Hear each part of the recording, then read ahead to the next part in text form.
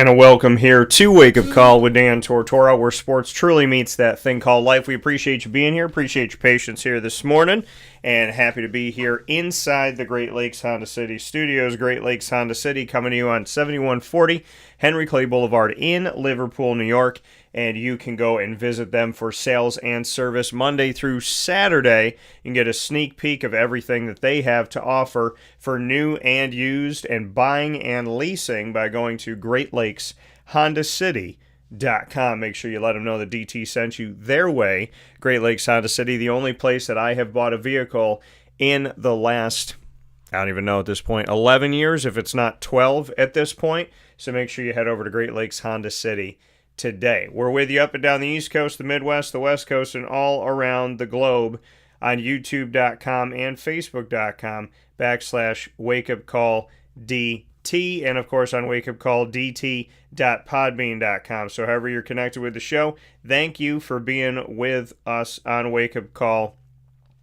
So make sure that you let your family, friends, coworkers, and colleagues know, and we appreciate you being with us wherever you are all throughout the world. And of course, once we go live, we jump into the archive, and that archive will have us on Amazon Music, Audible, iHeartRadio, as well as iTunes and Apple Podcasts, Player FM, Podbean, Podvine, Spotify, TuneIn, YouTube, and more. All you got to do is search Wake Up Call with Dan Tortora on any one of those, or one word, Wake Up Call DT. So make sure that you do that today, and we appreciate you so very much. Of course, it's a Monday, so inside of MonPazPopcorn.com's What's Poppin', Murph is with me, and we have a bunch of topics to speak about in the world of football. So we'll be in the college football world first, then on to the NFL. So many different things to discuss with Murph, picture in picture, and those topics being where we're going to start with the new college football rankings.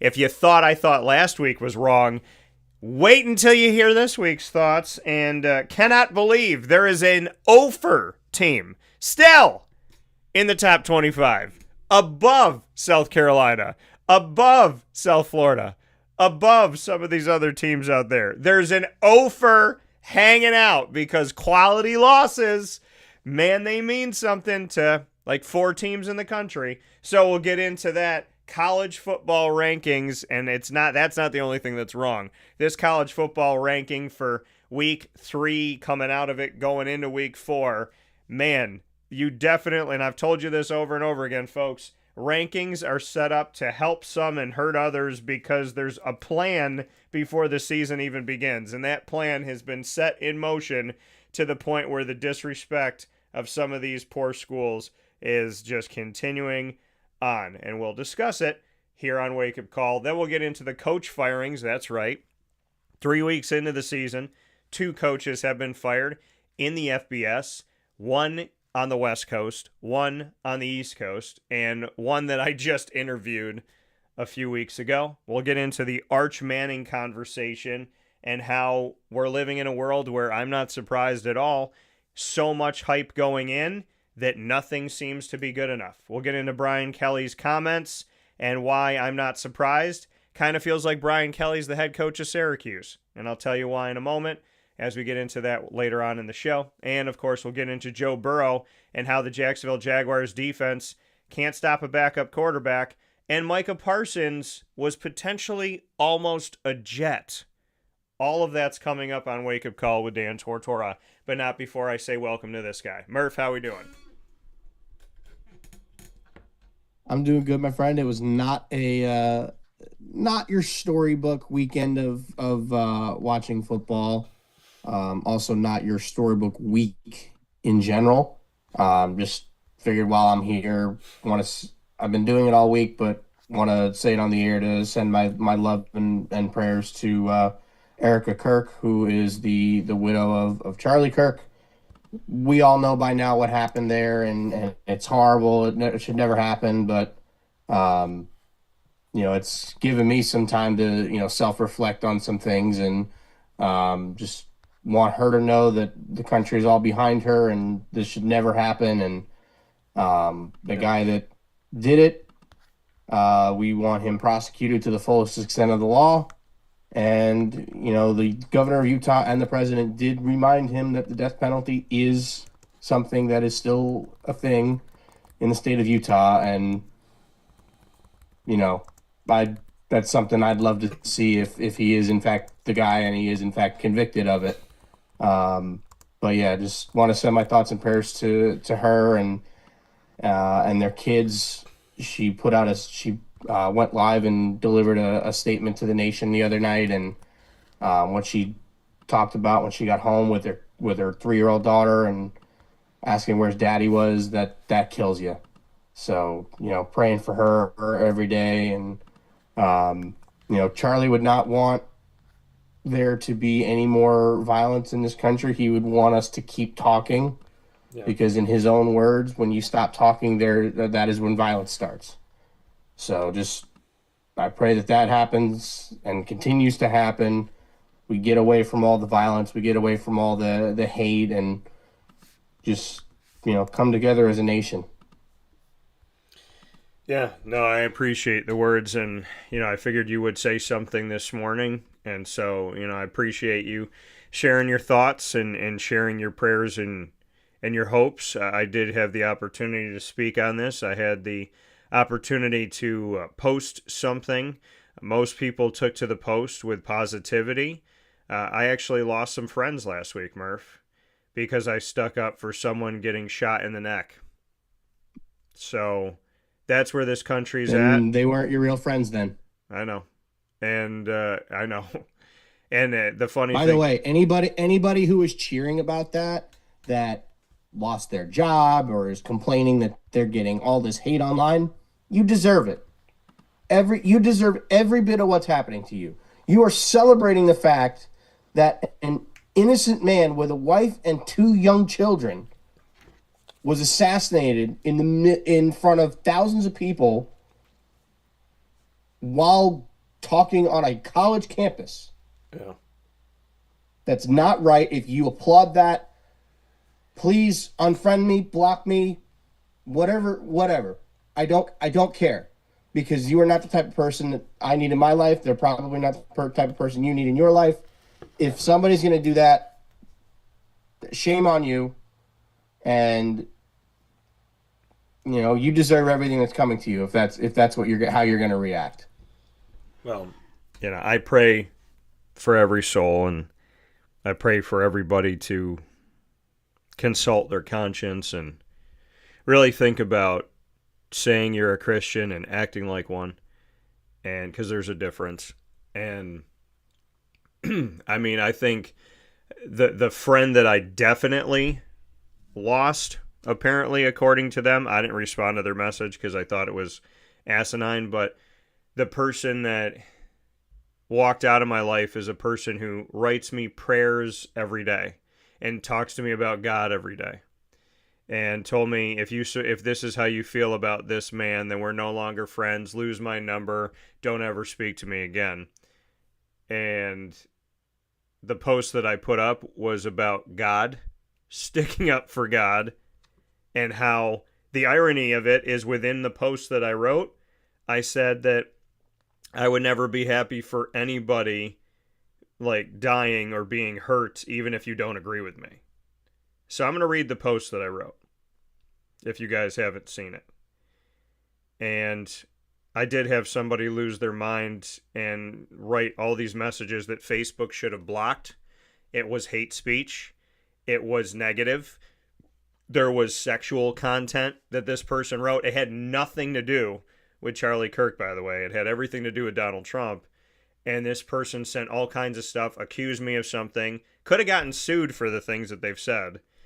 And I did not want to block the person, but I had to block the person because there's families and children that watch my show. I have a godson, so I had to, I kind of had no choice but to do that.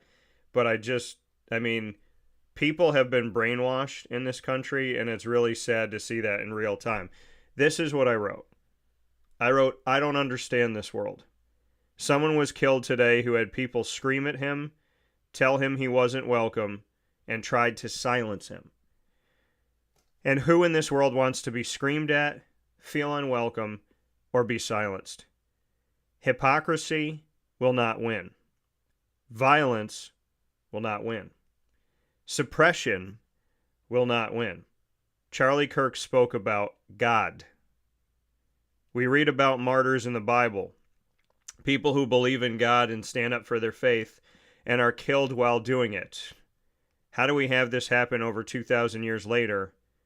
How does this happen at all? Freedom of speech was shot and killed today. Anyone happy for that needs to remember the day they told the world they no longer wanted to be free. God, I love you, and I will never be happy with the death of anyone, whether they agree with me or not. Charlie made a life of having difficult conversations most people are too afraid to have, of standing up for what he believes in no matter how many stand against him. He defended God. May God welcome you home, Charlie, and may he and your loved ones aid your loved ones in moving forward with love, faith, hope, justice, kindness, peace, and truth. And may we never ever live in fear of praising and loving God. Thank you for speaking up when others are too afraid to talk. I pray this helps all to speak up for God, who is the Father, the Son, and the Holy Spirit, together as one. Philippians chapter 2, verses 10 to 11. So that at the name of Jesus every knee should bow in heaven and on earth and under the earth, and every tongue confess that Jesus Christ is Lord, to the glory of God the Father. Murph, that's all I wrote, and I lost people over that.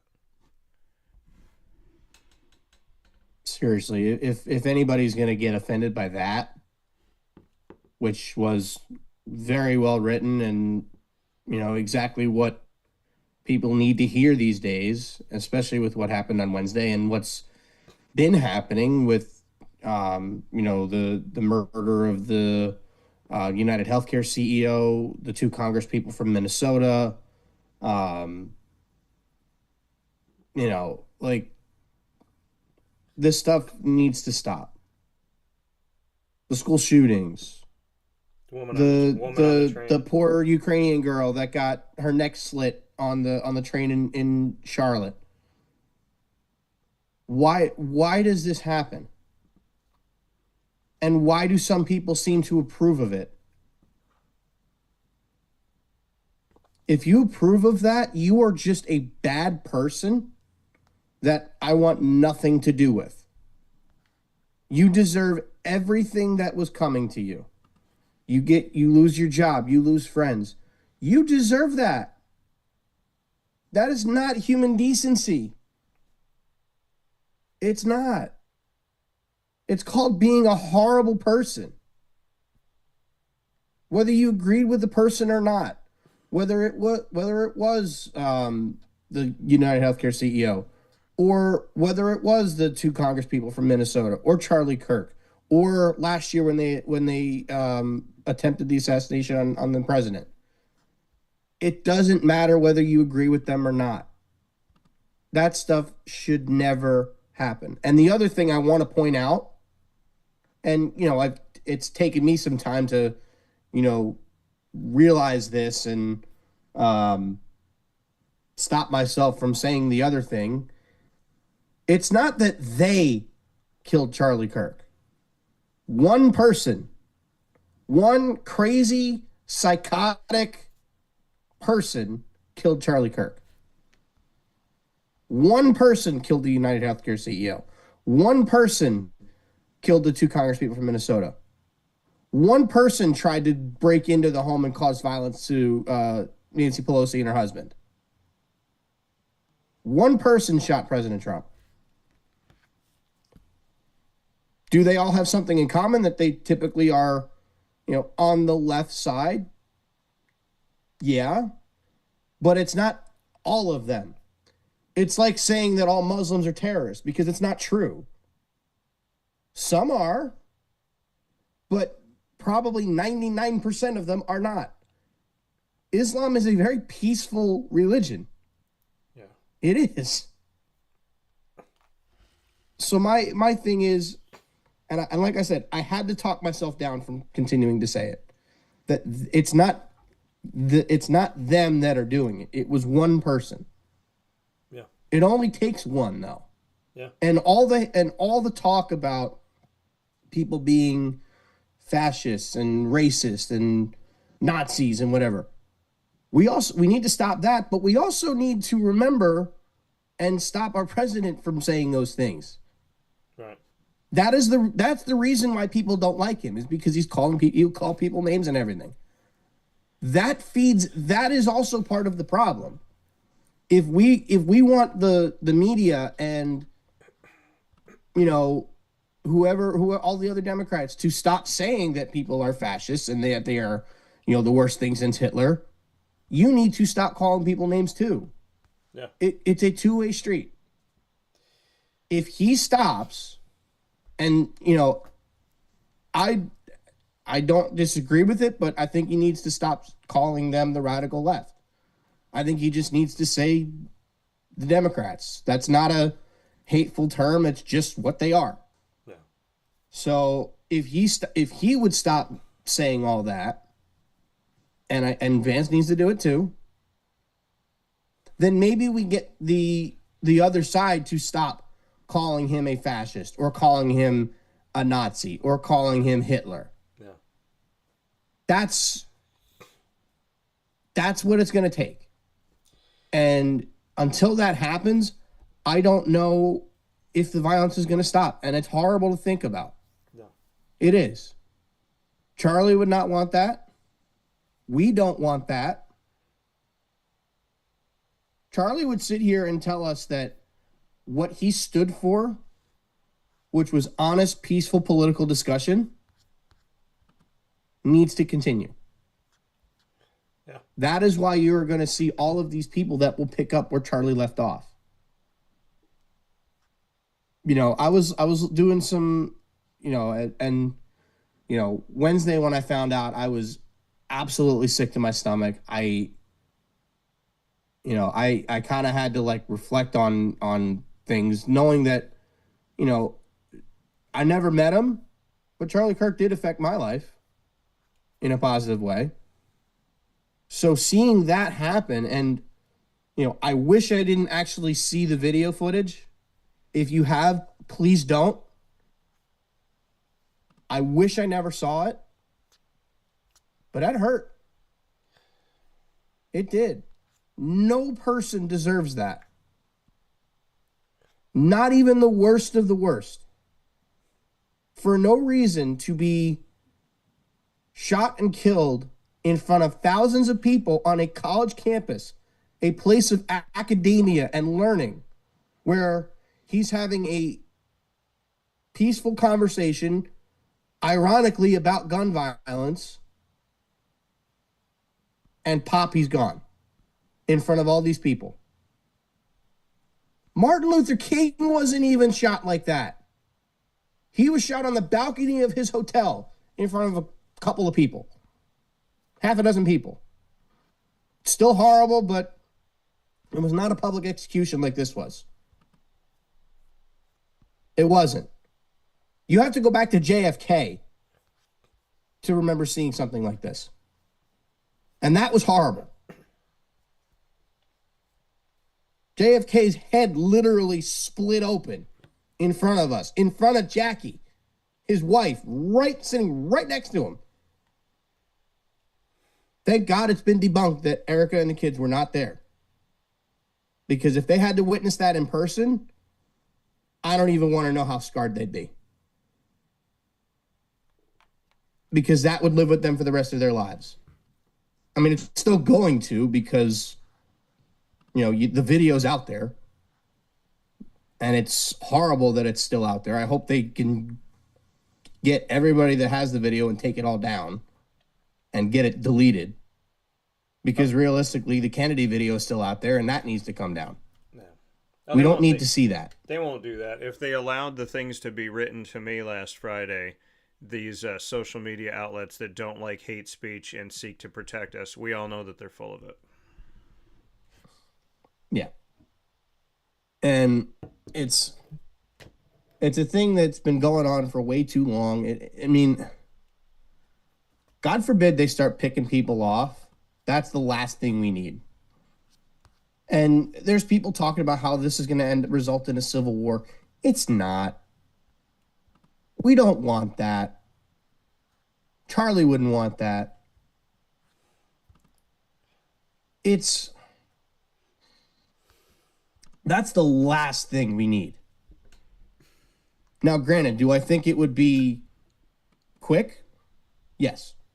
I think it would be over very quickly. But it's never going to happen. And it should never happen. We've been down that road before. And look where it got us. Yes, there was some good to come out of it. Abraham Lincoln signed the Emancipation Proclamation and freed the slaves. It's what we celebrate every June. Is it June 19th? Yeah. Is that what Juneteenth is?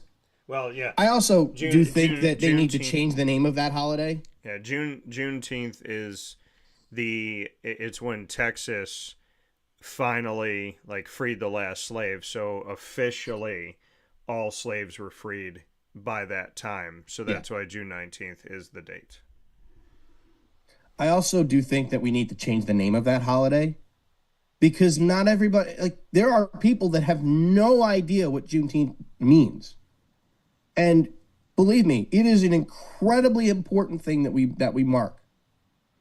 Because the freeing of the slaves in America was a turning point for this country. No pun intended.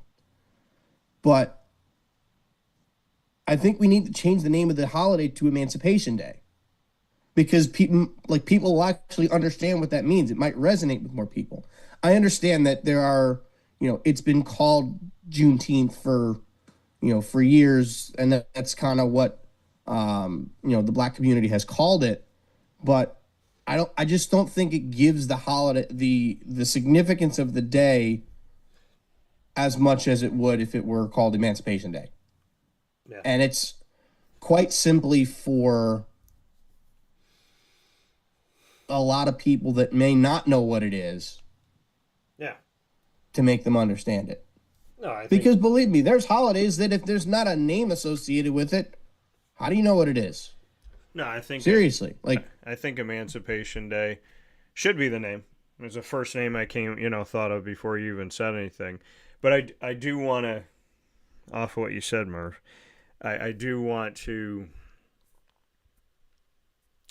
let people know. I mean, when I wrote what I wrote and that I shared again this morning, there's one sentence that I wrote before I wrote anything else. And that was freedom of speech was shot and killed today. It doesn't mean that you can't revive or get it back. But there's something about history, about John F. Kennedy, Martin Luther King Jr., Abraham Lincoln, Charlie Kirk, that when you stick up for things and you stick up for God and you stand against something, that there's a way these people have been handled. And that's unacceptable. Abraham Lincoln had the heaviness of an entire nation on his shoulders because he sought to free those that didn't look like him, didn't come from the same place, but he felt like it was wrong. He stood up for what was right, no matter what people thought, even though he could have just been like, I'm okay. Doesn't matter. Martin Luther King Jr. said that he wanted people to be judged on the content of their character, not on the color of their skin. And now we're sitting here today constantly judging people on character, giving people jobs based on character, not based on character, on color, and on this and on that. And do you have, I got asked questions from, when I went to the doctor, I got asked questions before they checked to see what was going on with me, and I had my physical. They were asking me what I identify as. What am I gay or straight? Nothing. What does that have to do with having a physical? So Martin Luther That King. should never be asked. Right. So It makes no difference. Right. So Martin Luther King said, judge somebody based on the content of their character. That's not happening. Yet some people would say Martin Luther King Jr. is winning right now. He's not winning right now. Everything he fought for is not happening right now. What Abraham Lincoln fought for is not necessarily happening right now. John F. Kennedy and what he stood up for. Charlie Kirk and what he stood up for. You know, I'm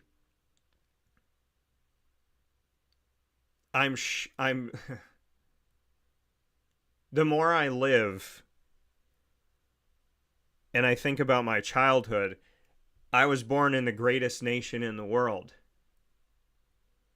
And now I feel like I'm born in the nation that has poverty of character, poverty of soul, poverty of humanity. I don't think that this isn't a rich nation, but rich in what? And we have become a poor nation in how we treat each other. We have become a poor nation in how we speak to each other. I'm done with Democrat and Republican. I'm done with red and blue. The flag's got both colors in it, right? So you need both colors to put it together, right? So I'm not choosing a color. I'm not choosing a side. I choose God. And God chooses everybody. And God accepts you when you screw up. God accepts me when I screw up. Because I ask for repentance. But where people get confused about God, he didn't say, go out and do all this crazy stuff, say you're sorry, I'll forgive you, and then just keep doing it and I'll keep being an endless well. He said, stop it, repent, don't do it again. And we're living in this world of, I can do whatever I want, and if God loves me, then he'll be cool with it. No. God is a parent. And if you look back at the Old Testament, I never understood why God in the Old Testament seemed so angry and God in the New Testament was so kind. And I didn't want to believe in an angry God. Then I went to a Bible study at a church, and I had a woman ask me who's old enough to be my mom. She said, I don't like this. I don't get it. This cannot be our God. I don't want to believe that this is our God. And I said, hold on for a second. I said, what did God keep saying in the Old Testament? He said, trust me. Don't go up that hill.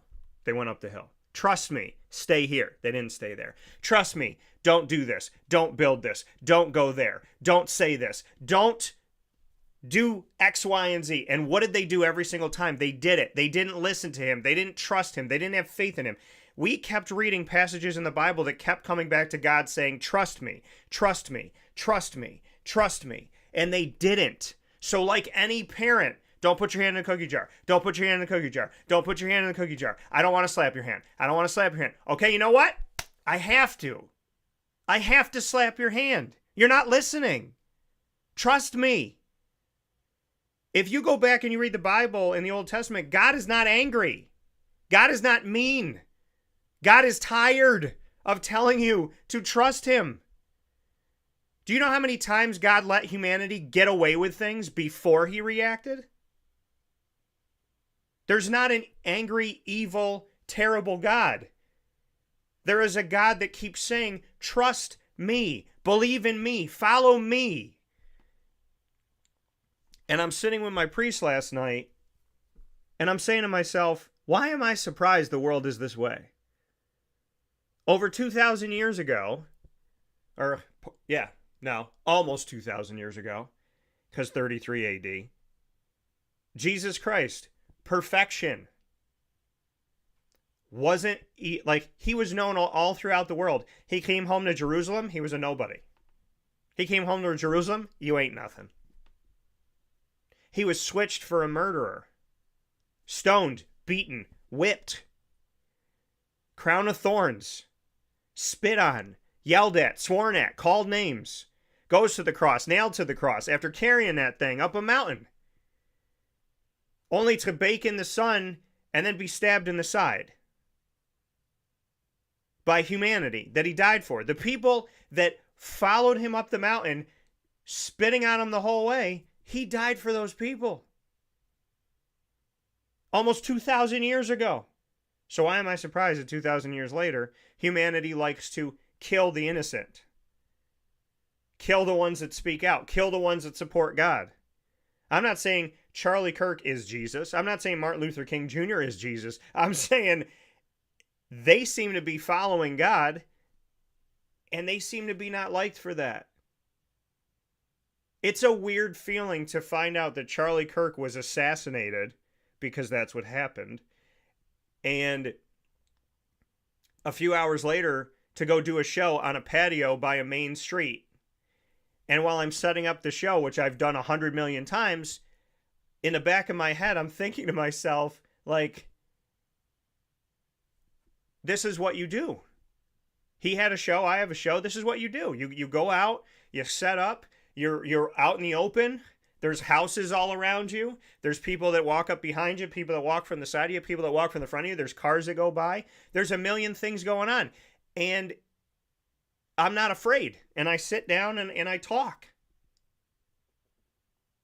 Like any other day. It was any other day for him. And when I sat in that seat a few hours later, I thought to myself, this is what you do.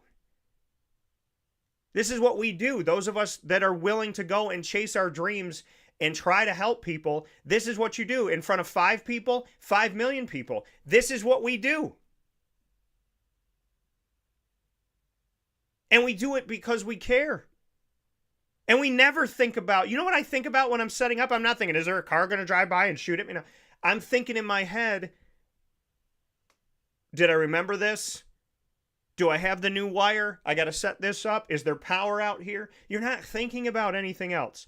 All you want to do is get on that microphone and you want to talk and you want to connect and you want to hear from other people. And if they don't agree with you, that's fine. But you just want to have a conversation. All he wanted to do was have a conversation. It's so weird to me to see a person that made a decision one day to start a show and just be open about how he feels. Is that not what I did 20, almost 2 years ago? So yeah, it's weird from my point of view. It's strange from my point of view. Because all he was doing was talking.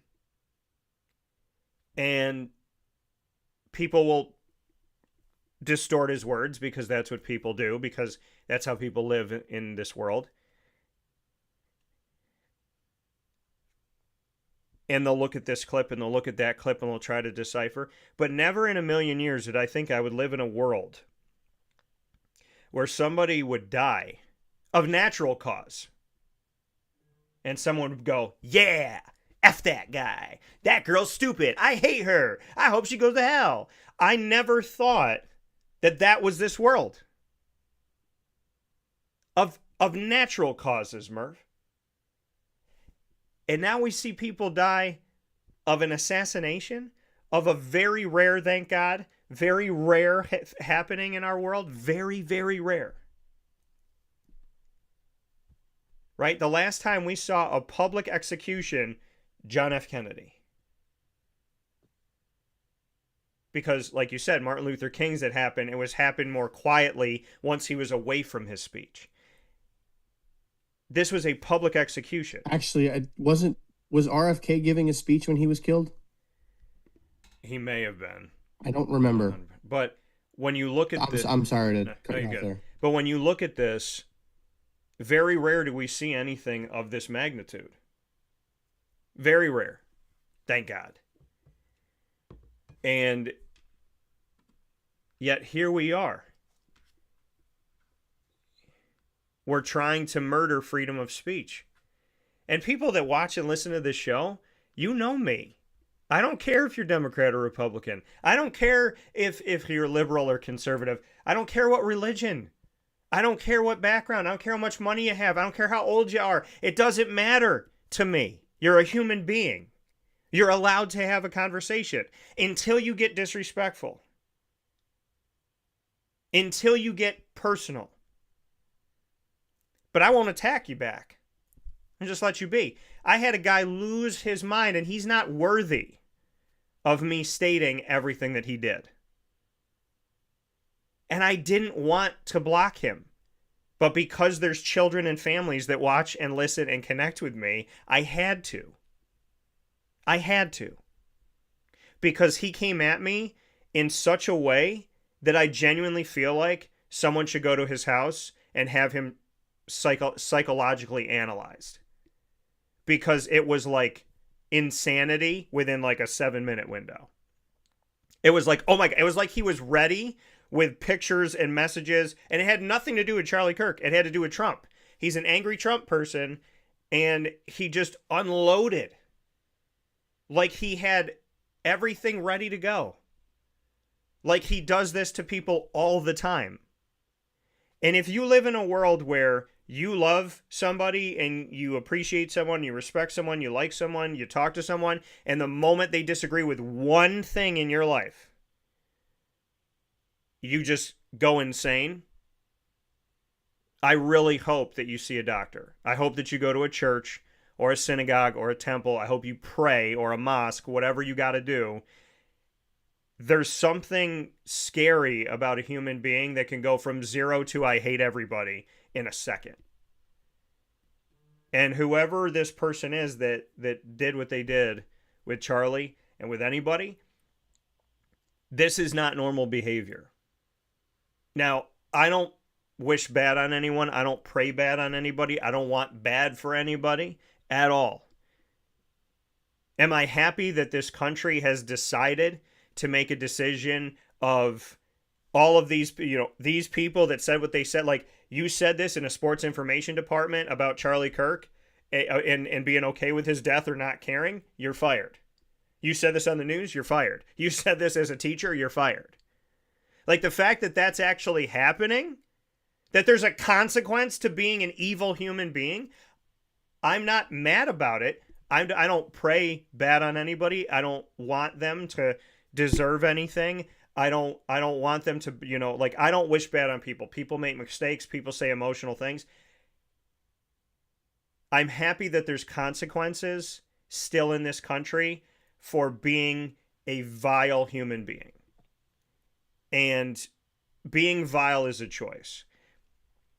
I don't wish bad on anyone. I don't pray bad on anybody. I don't want bad on anybody. People know that I prayed for the soul of Osama bin Laden. I prayed for the soul of the shooters and the killers. And I pray for the souls of everybody that does good or evil. Because the devil doesn't need another soul in hell. The devil doesn't need any souls in hell. So the ones that do bad, I pray that they repent. The ones that do good, I pray that they stay good. My prayer is always for the goodness of every single human being. I have stood up for people that are not the same color as me my whole life. I have stood up for women my whole life. I have stood up for people of different backgrounds and money and this and that my whole life. So to be sitting here this morning on a show called Wake Up Call, which it's not called that just because it's a morning show, it's because it is a call to action, a call to wake up, a call for me to learn, for you to learn, for Murph to learn, for people to learn all over the world. To take from Jim Valvano, if you think, laugh, and cry in a day, you had one hell of a day.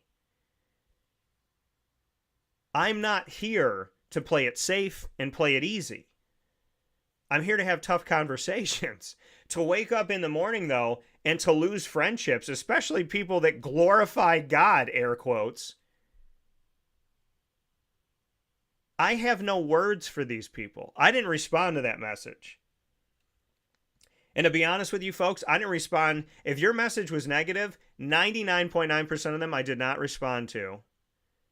The 0.1% I responded to was like, because the message wasn't entirely insane and hateful, and maybe I was trying to have a conversation, but I didn't even read half of them. And to the people that called themselves my friends, or my listeners, or my viewers that now hate me, and to the random psychopath that called me, I don't want to call him a psychopath, we're not calling names, to the random person that called me a pedophile because I was sad that Charlie Kirk passed away. What now? called me a pedophile because Trump's a pedophile and Trump is connected to Charlie's assassination. So again, you have to follow the crazy train to God. understand this. So, and by the way, to that gentleman or to anybody out there, if you defame someone's character, you can get sued for that. So please understand that the President of the United States could sue you. I can as well. And to live in a world where standing up for something, like feeling bad. I mean, I literally felt bad that someone died. I was unsettled about it. And I spent like 6 hours trying to figure out what I wanted to write. I was laying in bed when I wrote that thing that I read this morning. I was laying in bed. It was like 11 o'clock at night that I wrote that. You know, and when I woke up in the morning, I thought, okay, maybe some people like it, maybe some people don't. But I didn't think people would like personally reach out to me and attack my character, attack my faith in God, attack who I am as a human being, think that I'm racist. Like, in what world? And the thing is that I find hilarious is that everyone that has known me for 5 minutes or 20 years or 39 years, you have seen me love everybody, pray for everybody. Like, I'm not happy with what my ex-wife did, but if you ask me, did she bring anything to my life? She absolutely did. She gave me advice that I use to this day.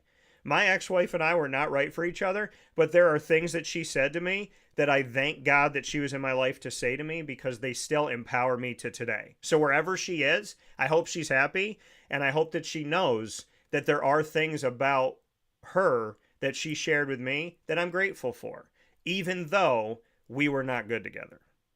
And hopefully I helped her too. And I just don't see the world the way that the world wants me to see it. I don't see choose a side. I choose God's side, and God is choosing everybody. But where we need to realize something, and in the long-winded way of me getting to this point, is it's not about right or left. It's about right or wrong. It's about right or wrong. And if I applauded the death of someone who I didn't agree with, I would be very worried for my soul. I believe it's Notorious B.I.G. that said, like, being happy in someone's death or wishing death upon somebody, like, you can't come back from that. And no. I am a firm believer, and I have warned everyone watching and listening for years. I am in the media. Most of you are not. The media will seek to control you, manipulate you, and turn you against each other. I will be sitting in a room in a couple hours with people that lie, cheat, steal, and enjoy chaos, like hurting people. So if you wake up this morning red or blue, left or right, they're winning. They are controlling you. If you can only see one side of this world, they are winning. The media does not love you, respect you, or want you to succeed, by and large. There are some of us that do everything in our power to help, do everything in our power to do the right thing. But never did I think that being a broadcaster and doing what I love would put me in a room full of people that I would never want to eat dinner with. That I don't want you to trust. Because when you know the content of someone's character, and then you see people follow that blindly, it scares me to think that there are people that will turn on the news, and if you tell them something, they will believe you. And if you call them to action, they will throw everything in the trash. Morals, values, everything. It's terrifying to me. It is very hard for me to sit in a room full of people that do vile things to each other and pretend like I don't know. But I'm not there for them. I'm there for you. I'm there for God. I'm there because I'm chasing my dreams. So I will sit in those rooms and I will do the best I can to spread a message of positivity and goodness.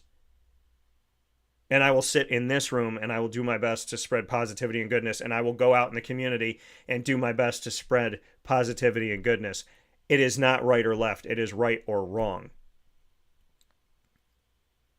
And there's a whole lot of wrong in a world that will unfriend you, block you, and hate speech you because you're not okay with someone being assassinated. I don't ever want to meet someone that's happy that Abraham Lincoln, Martin Luther King Jr., or John F. Kennedy was shot and killed. Nor do I want to be around anybody who's happy that Charlie Kirk was. So I know it's a long-winded response, and I don't know the exact words to say. But if freedom of speech was shot and killed a few days ago, what are we going to do to revive it? And what are we going to do to understand that it is right versus wrong? There is an unacceptable way of living in America right now. You are being controlled, you are being manipulated, and you are being called to act against each other. Wake up. I don't know what it's going to take to turn off this hypnosis. I don't know what it's going to take to get people to stop drinking the Kool-Aid. But we are God's kids. Good people. Inherently born in his image and likeness. We were never meant to be divided. We were never meant to be hateful. We were never meant to be to just pull each other apart. This world was never meant to be divided. And the moment that you put all of your chips in humanity and not in God is a moment that you will constantly be discouraged. You will constantly be let down. Humanity is not perfect. God is. And without God, we have nothing. Without God, society crumbles. Look at America.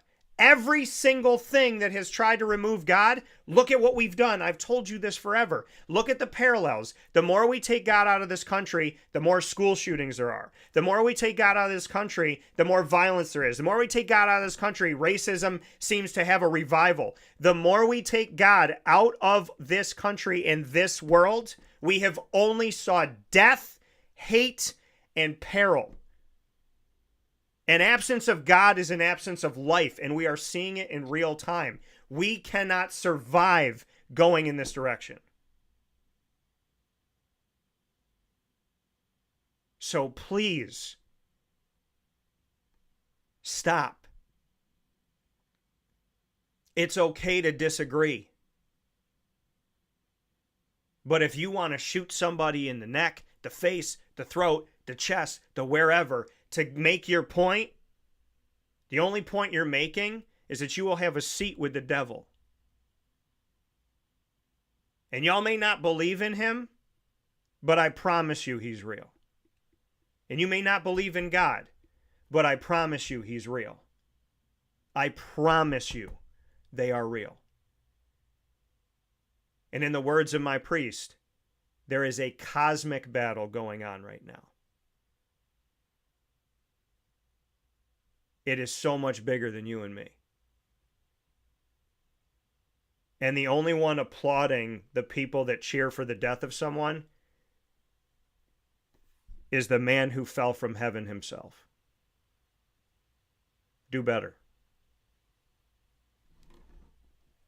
We'll take a step aside for a fast break. We'll be back after this. Here's a message from Renee from Bryan's Landing, located on 6523 East Seneca Turnpike in Jamesville, New York. Open Tuesdays and Wednesdays for dinner, Thursday through Saturday for lunch and dinner, and Sundays for brunch. It's a lot like the way that my mom and dad ran their restaurant. We have put in place a lot of people that are family to us, very similar to how my dad hired people that were family to him. And then the tradition I'm carrying on is a lot of the items that are on our menu are my dad's. And he taught our chefs how to recreate his dishes. So I think that Tommy McInerney, who our executive chef is, to him it is an art. And I think that when he does create a dish, it's not just about making the food taste delicious, which is definitely our priority, but it's an art to him, and it's almost like his canvas on a plate where he just wants the colors to look great, and people love it because he takes pride in that. And Brian and I appreciate that. We want it to obviously look good and taste good. I will tell you, when we opened up, it was 6 weeks before COVID. And what was amazing was the community, our friends and family stepped up, and everybody did takeout. Everybody supported us. Our hearts were just so filled. So to Brian and I, obviously our friends come all the time, and we just have repeat customers in Jamesville, and I think people going to our previous restaurant in Green Lakes are making the trip to come to Brian's Landing to support us. And I mean, I think we have great food and a great atmosphere. So it's very, very important to us. Head to Brian's Landing, located on 6523 East Seneca Turnpike in Jamesville, New York, where memories have become recipes that are now meals to share with you. Tuesdays and Wednesdays for dinner, Thursday through Saturday for lunch and dinner, and on Sundays for brunch. And be sure to come out for live music Friday, Saturday, and Sunday.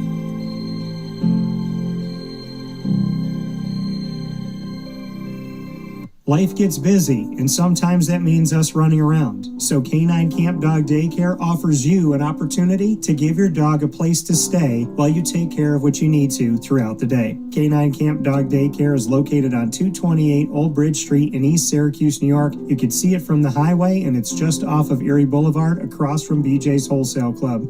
Call 315-437-7110. That's 315-437-7110 to schedule an appointment to bring your dog in and tour the facility. Appointments are Monday through Thursday after 6:30, where you and your dog can see everything that K9 Camp Dog Daycare has to offer, including a self-serve dog wash and a retail store filled with all of your dog's wants and needs, including food, treats, harnesses, leashes, and more, making K9 Camp Dog Daycare your one-stop shop for your furry loving friend.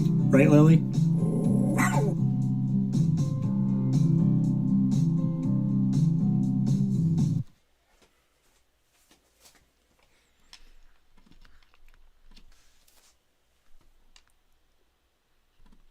Avicoli's restaurant, located on 7839 Oswego Road in Liverpool, New York, has been serving our community for decades. Your place to go for home cooking on the corner of Route 57 and Wetzel Road is just minutes from Liverpool High School. And every single month, Wake Up Call with Dan Tortora is on site, on location, with Liverpool sports, student athletes, coaches, and administration telling their stories throughout the year. We look forward to seeing you on site at Avicoli's for their casual pizza side, their fine dining, as well as their bar. And of course, you can order online at myavicolis.com. That's myavicollis.com. For takeout, delivery, and catering, call 315-622-5100. That's 315-622-5100. Come on into the neighborhood spot Avicoli's, open 7 days a week in Liverpool, New York.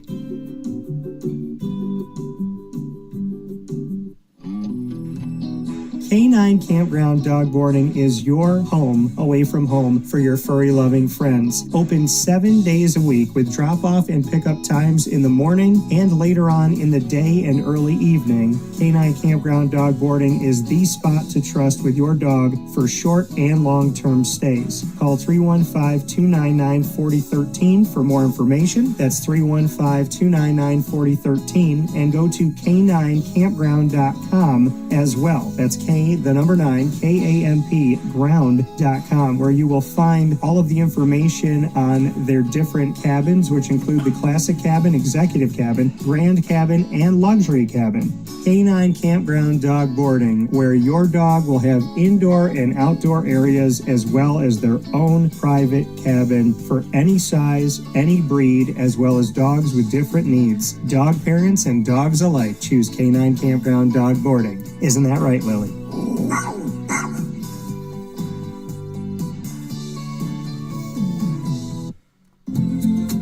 Looking for your next ride?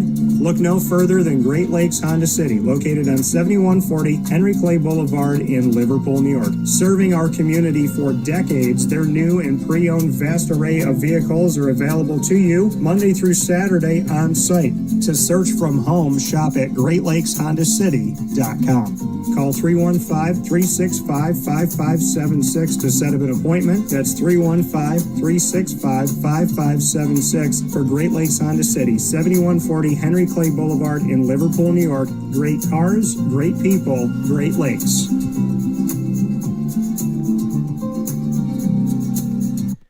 Welcome back here to Wake Up Call with Dan Tortora inside the Great Lakes Honda City studios. Great Lakes Honda City here for you on 7140 Henry Clay Boulevard in Liverpool, New York. Head to them for sales and service Monday through Saturday, and you can get a sneak peek of all their inventory to buy and lease today by going to GreatLakesHondaCity.com. Murph and I are here this morning with a conversation that I don't want to have, but we have to have, and we'll have that in just a few minutes, and that's the fact that 3 weeks into the season, 2 coaches in the FBS do not have their jobs anymore. Talk about a knee-jerk reaction and the what have you done. By the way, if you're a person that's a what have you done for me lately person, we're never going to be friends. Like, never going to be friends. Like, if I got you a scone yesterday and then today you're mad at noon and I'm like, why are you mad? Like, I just did my show. Like, we didn't even interact with each other. So, oh, you didn't buy me anything today, Dan. Have a good day, sir. Have a good day, ma'am. You know, the what have you done for me lately, people. So I had somebody literally write that about Kyle McCord. I shared all the records that he had, like the 9 records he has at Syracuse, plus being in the top 7 in Ohio State for a bunch of other things. And someone legitimately wrote, yeah, but what has he done lately? And I was like, you know what? The only thing that I like when it comes to what have you done for me lately is the song by Paula Abdul.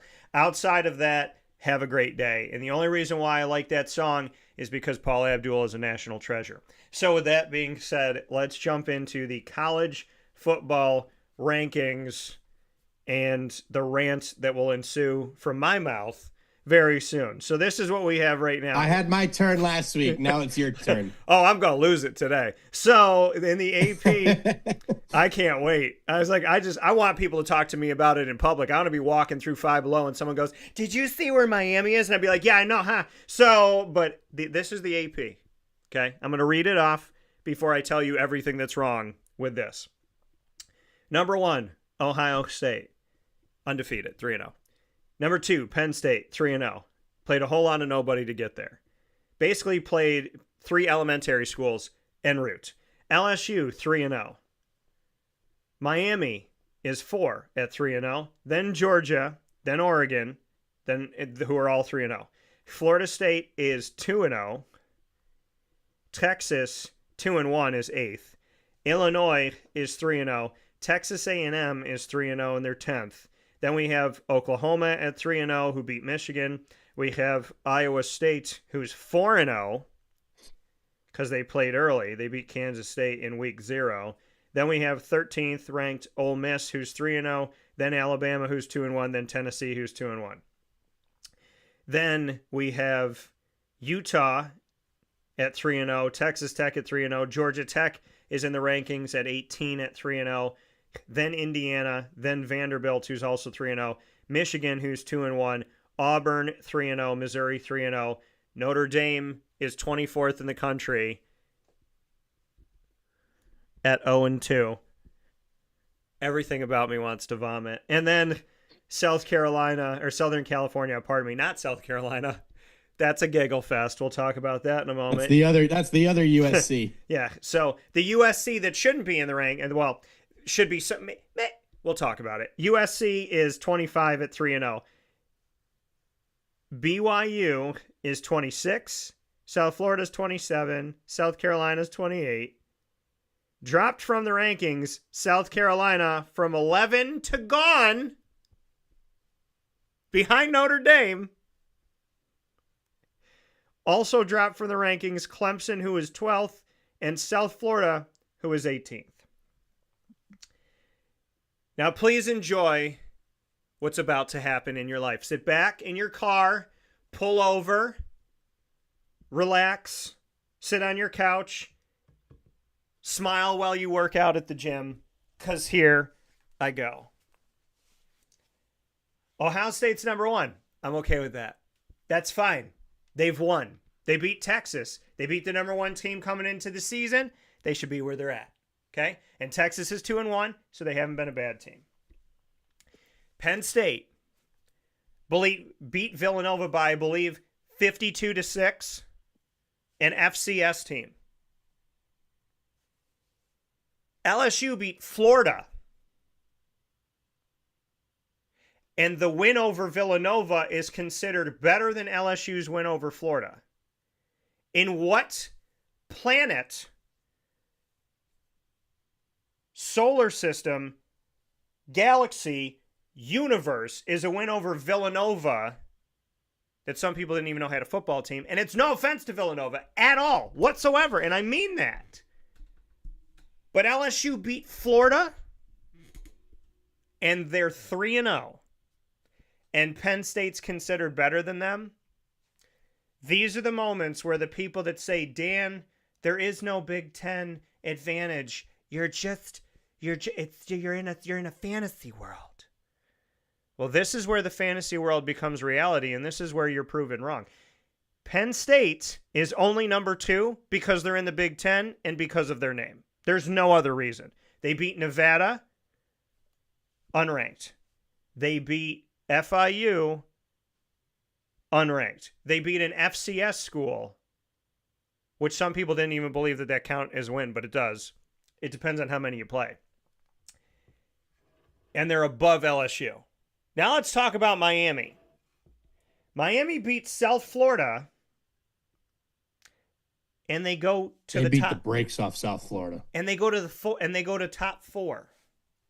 So beating South Florida was a quality win. South Florida knocked 2 teams out of the top 25. They beat Boise State right out of the gate week 1. While Penn State was playing at church, South Florida was playing Boise State. Number 25, they beat them. Then the next year when Penn State was, or the next week when Penn State was playing a lollipop shop, South Florida was playing Florida, who at the time was ranked 13th in the nation, and they beat them and knocked them out of the rankings. South Florida lost to Miami in a blowout after a lightning delay that could affect both teams in a positive or negative way. Lightning delays aren't good for anybody. Ask everybody about when Beyonce blew the power out and what that did, right? San Francisco was winning in the first half of the Super Bowl, and then Baltimore blew them out in the second half, Beyonce. So I'm not saying that Miami wouldn't have won this game or couldn't have won this game. I'm just saying that lightning delay, very atypical, not great. And it affected that game for hours, not minutes, hours. So here's my first gripe is Penn State is number 2, which is outrageously, stupidly wrong. Because if Syracuse went 9-0 against unranked teams, they wouldn't even be in the top 25. There was a year, like the year that Syracuse went 10-3 in 2018, it took everything. Like, I think it took almost the entire season just to put them in, like, the 20s. And I think they were 20. I think they were, like, 23. I think they got as high as 21. 22, 23, something. Yeah, I think they got as high as 20 to 21. But when they first came in, it was like, let's put them at 22. So Penn State being 2, stupid. You all know why they're there. Big Ten, money, school, name, that's all. Miami beating South Florida moves up into the top 4. And South Florida got dropped from the rankings. South Florida is 2-1 this season, and unlike most of the power conference teams, quote unquotes, most of the power conference has not played ranked opponents. Most of them. South Florida has only played ranked opponents the entire time. Penn State played nobody. South Florida played top 25, top 13, and top 10, top 8, top 5. And they were punished for losing. I'm sorry. Did Notre Dame lose to Miami? Has Notre Dame won a game this year? Notre Dame had loss, break for no reason, loss again. Notre Dame has played top 25 and only lost to them. They have 2 losses against the top 25. South Florida has 2 wins against the top 25. They both played the same team and lost to the same team. But Notre Dame didn't lose by as much, so they're considered to be important. They're not. They're 0-2. They shouldn't even be sniffing the top 30 right now. If Syracuse was 0-2, dungeon. The only teams that can be 0 whatever, Ohio State, Michigan, Penn State, Notre Dame, Alabama, Georgia, those are the teams that can get away with utter stupidity and insanity inside of the polls. South Florida was not ranked. Beat Boise State. Still not ranked. Beat Florida. Finally got ranked. Lost to Miami, a top 5 team, unranked. Notre Dame lost to a top 5 team, doesn't have a single win against a top 25 team, doesn't have a single win on the season, and they're ranked above South Florida. That is disgusting. It is deplorable. It is wrong, and it's why these polls, more and more as time goes by, mean absolutely nothing to me. I'm feeling like I should create my own polls because these polls are as good as toilet paper. Now, beyond that, Oregon, who's also 3-0, is ranked below Penn State, who they're playing next. Oregon blew the doors off of Oklahoma State and made them look like Citadel. They beat them by 66 points. Don't you ridicule the Citadel. They were in the game with Alabama in the first half. Listen. Penn State plays a bunch of churches. Citadel sounds like one. And I love church. Literally. I love the church. I went to church yesterday. And I'm just saying, Penn State doesn't play anybody in non-conference. It's been like that for a very long time. It continues to be like that. And why would you play anybody non-conference when you get this much respect for doing almost nothing? Now, Oregon doing what you're supposed to do, essentially. Oregon being 3-0 should be above Penn State because their win over Oklahoma State, albeit also unranked. Murph and I have talked about unranked versus unranked, which unranked team is better than the other unranked team. I think most people would agree that Oklahoma State would be ranked above Nevada, FIU, and FCS Villanova that's not even in the same poll because they can't be. Or else North Dakota and South Dakota would be ranked in the top 25 in the FBS. So I look through all of this. Georgia comes back and beats Tennessee in a fantastic game. And Georgia is below Penn State. And that makes no sense to me. Oregon dropped 2 spots going 3-0, which is stupid. Texas is 2-1. And they dropped another spot. After winning this past week, they dropped again. They lost their first week. They've won 2 weeks in a row. They have now dropped again. And they're dropping, but Penn State's not. No sense. And then Tennessee, for losing to Georgia in a fantastic college football playoff-esque game, they didn't move. They stayed at 15. They're considered not as good as Alabama, which I think if Alabama played Tennessee right now, I'd lean on Tennessee. And Iowa State, who's 4-0, based on who they've played, if they played Tennessee right now, Tennessee wouldn't beat them. If they played Alabama right now, that wouldn't be a game. If they played Ole Miss right now, who's 3-0, they wouldn't lose to that team. So looking at these rankings, it makes absolutely no sense. And having South Florida drop out of the rankings is when they finally got in. And to drop out, Michigan lost to a ranked team and then did a whole lot of nothing. South Florida beat 2 out of 3 ranked teams that they played, and they're considered worse than Michigan. Again, because of the conference they're in, the respect it's given and the respect it's not. This, thank goodness Georgia Tech is ranked. But Georgia Tech took South Florida's spot. It's not fair because South Florida did a bunch of work and Georgia Tech did a bunch of work, and between the two of them, they're 5-1. So it shouldn't be South Florida or Georgia Tech. They should both be in the top 25. Notre Dame should be in the top 700, but any other team that's 0-2, no one's talking about them. Nobody. Kansas State, remember Kansas State last year? They lost to 3 unranked teams, and they would not take them out of the polls. Why? Because they're in the Big 12? There's no other reason. If they were in the American, wouldn't have sniffed it. Sun Belt, nobody would even have known that they even were playing football this year. Looking at these rankings, it is asinine. Tulane beat the quarterback that was taken from them in the portal. And they're not allowed in the polls. Like, this is such a stupid... Like, the more that these polls exist, the more that I question the voting of most people within them. Because the majority has to vote for this crap. And it is crap. This is a steaming pile of nothing.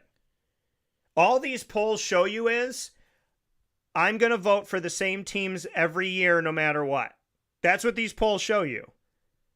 If you're a Big Ten fan, you're heavy. If you're a Miami fan, you're heavy. If you're an SEC fan, you're heavy. I don't even know if these people watch half the games that are out there. And granted, I vote in polls too. I'm voting in one this morning. But I look at things. I look it up. Who did they play? Who did they beat? What did they do?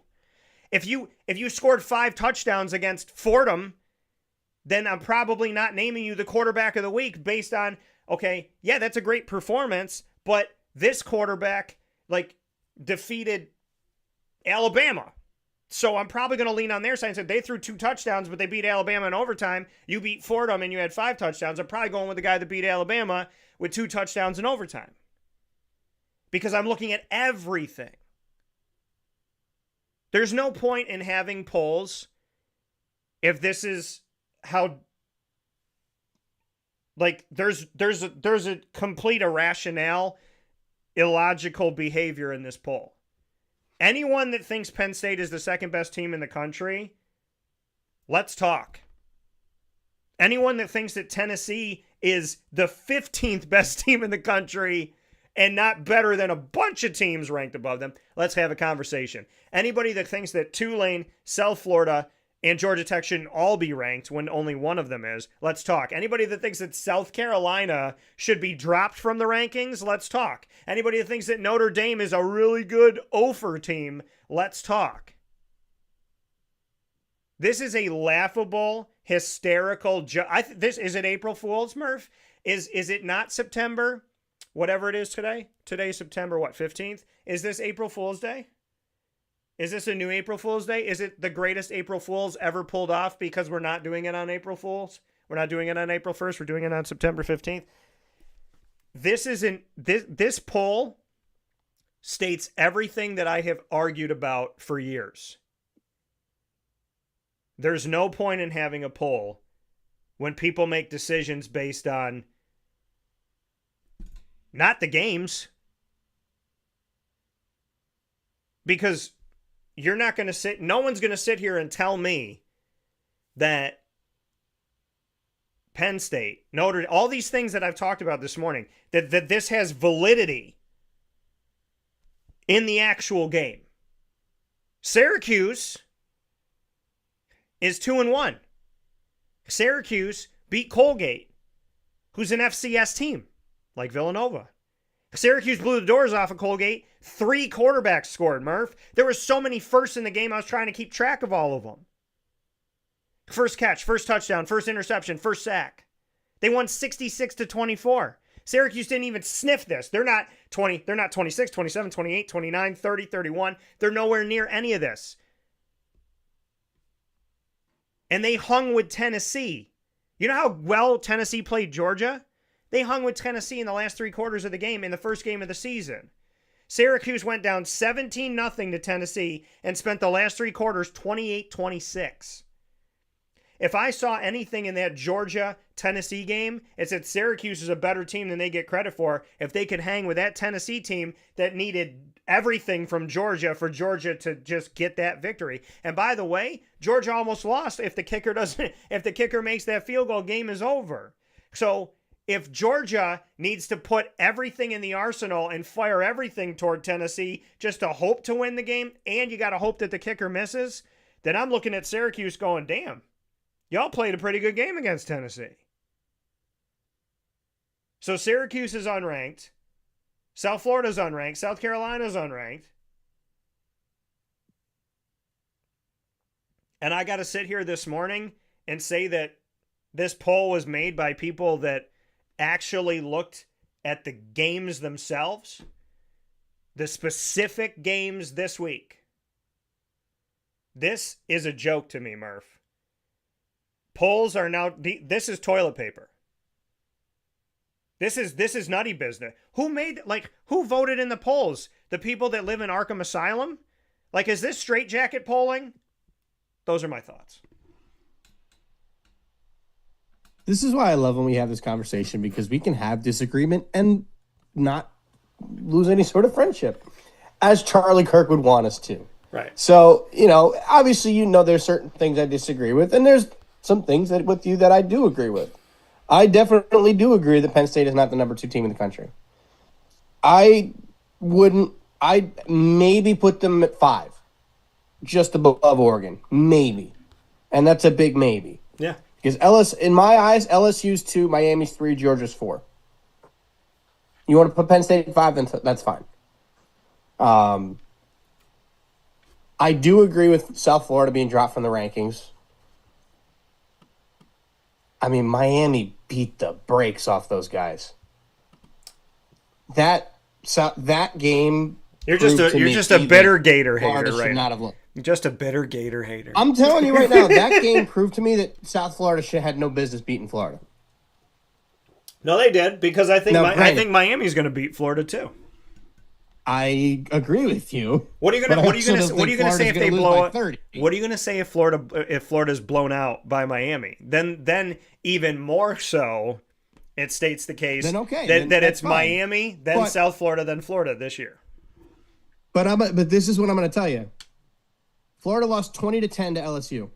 Yeah. DJ Lagley threw 5 interceptions.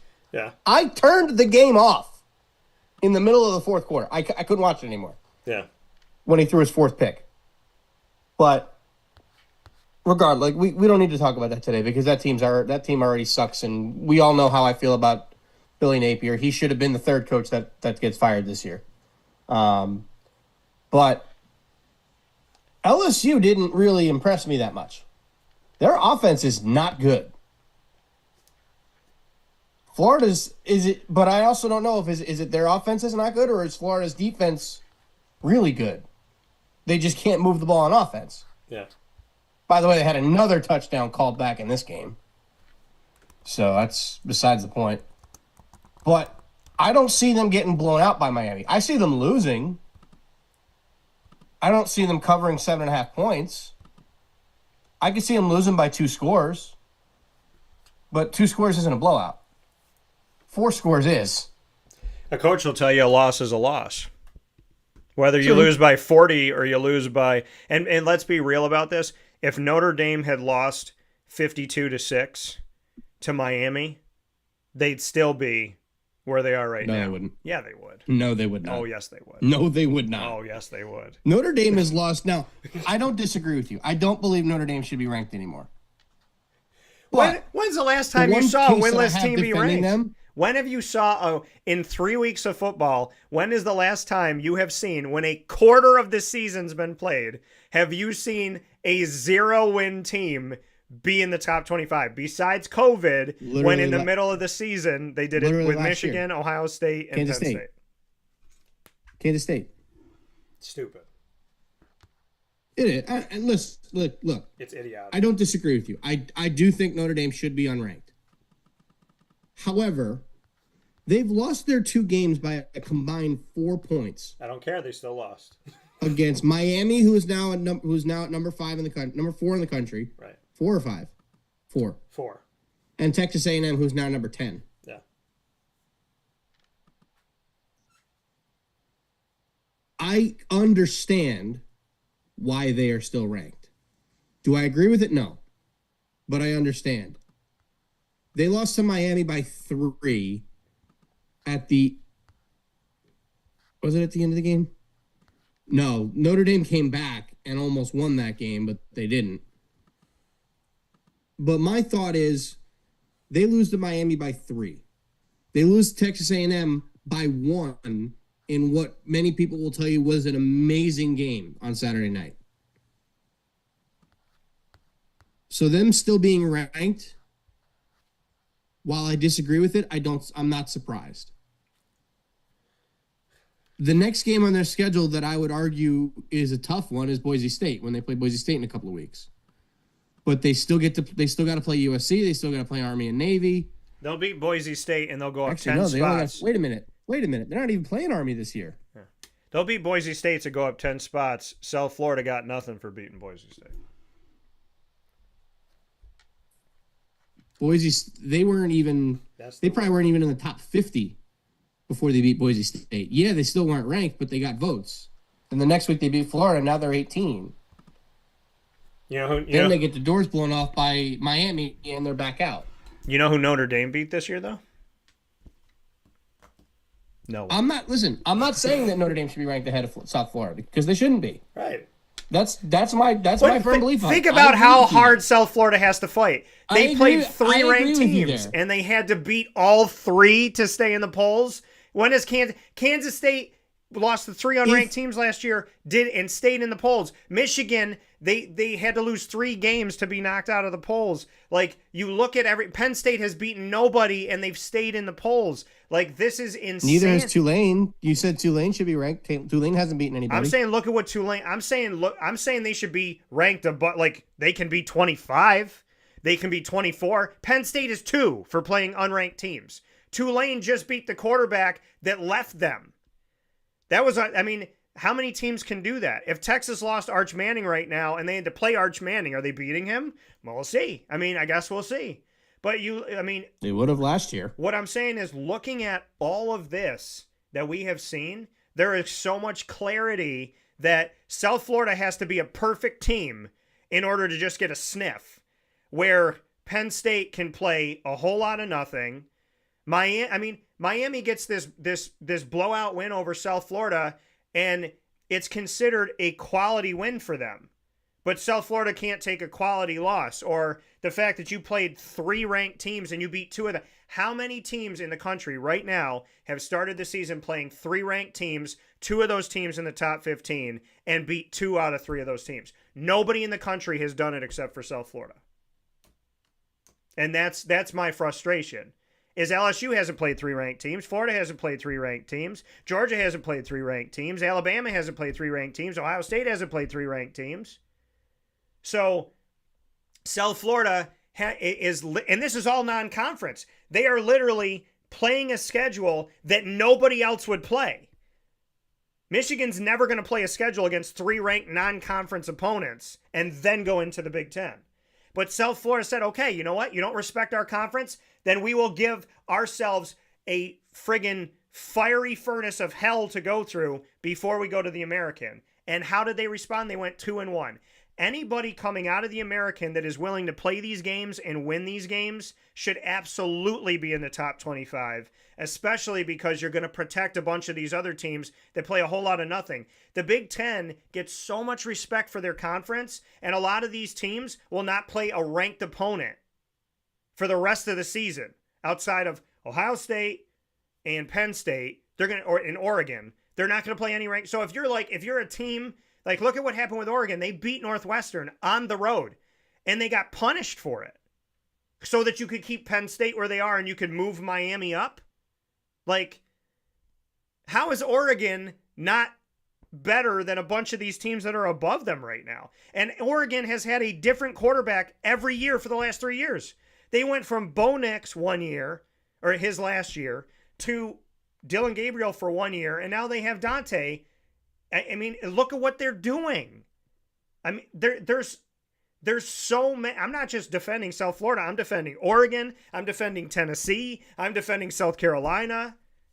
Like, at some point, we have to either shift out the people that are voting in these polls and put other people in that are more competent and actually watch the nation, or we need to just accept the fact that these polls are basically the same every year, no matter what happens.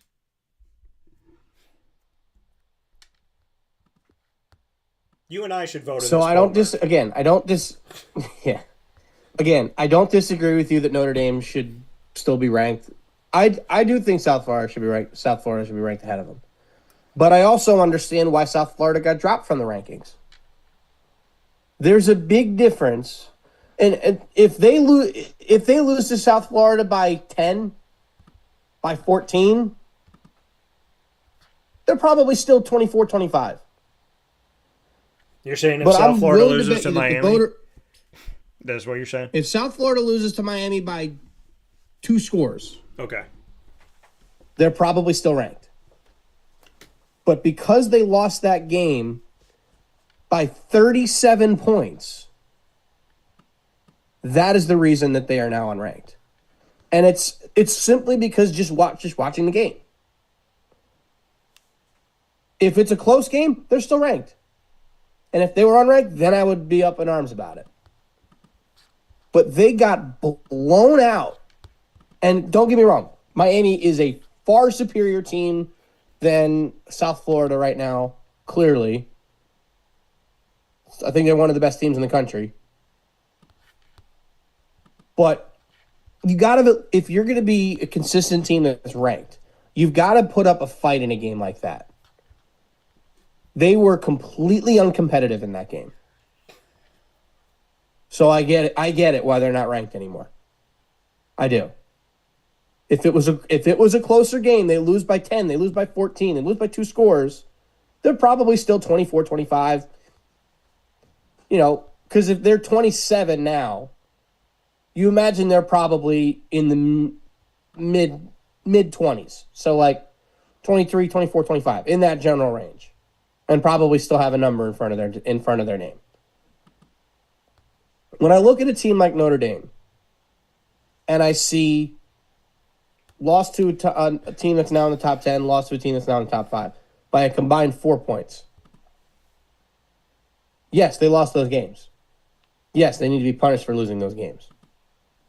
They probably should not be ranked. But I would have put them at 26.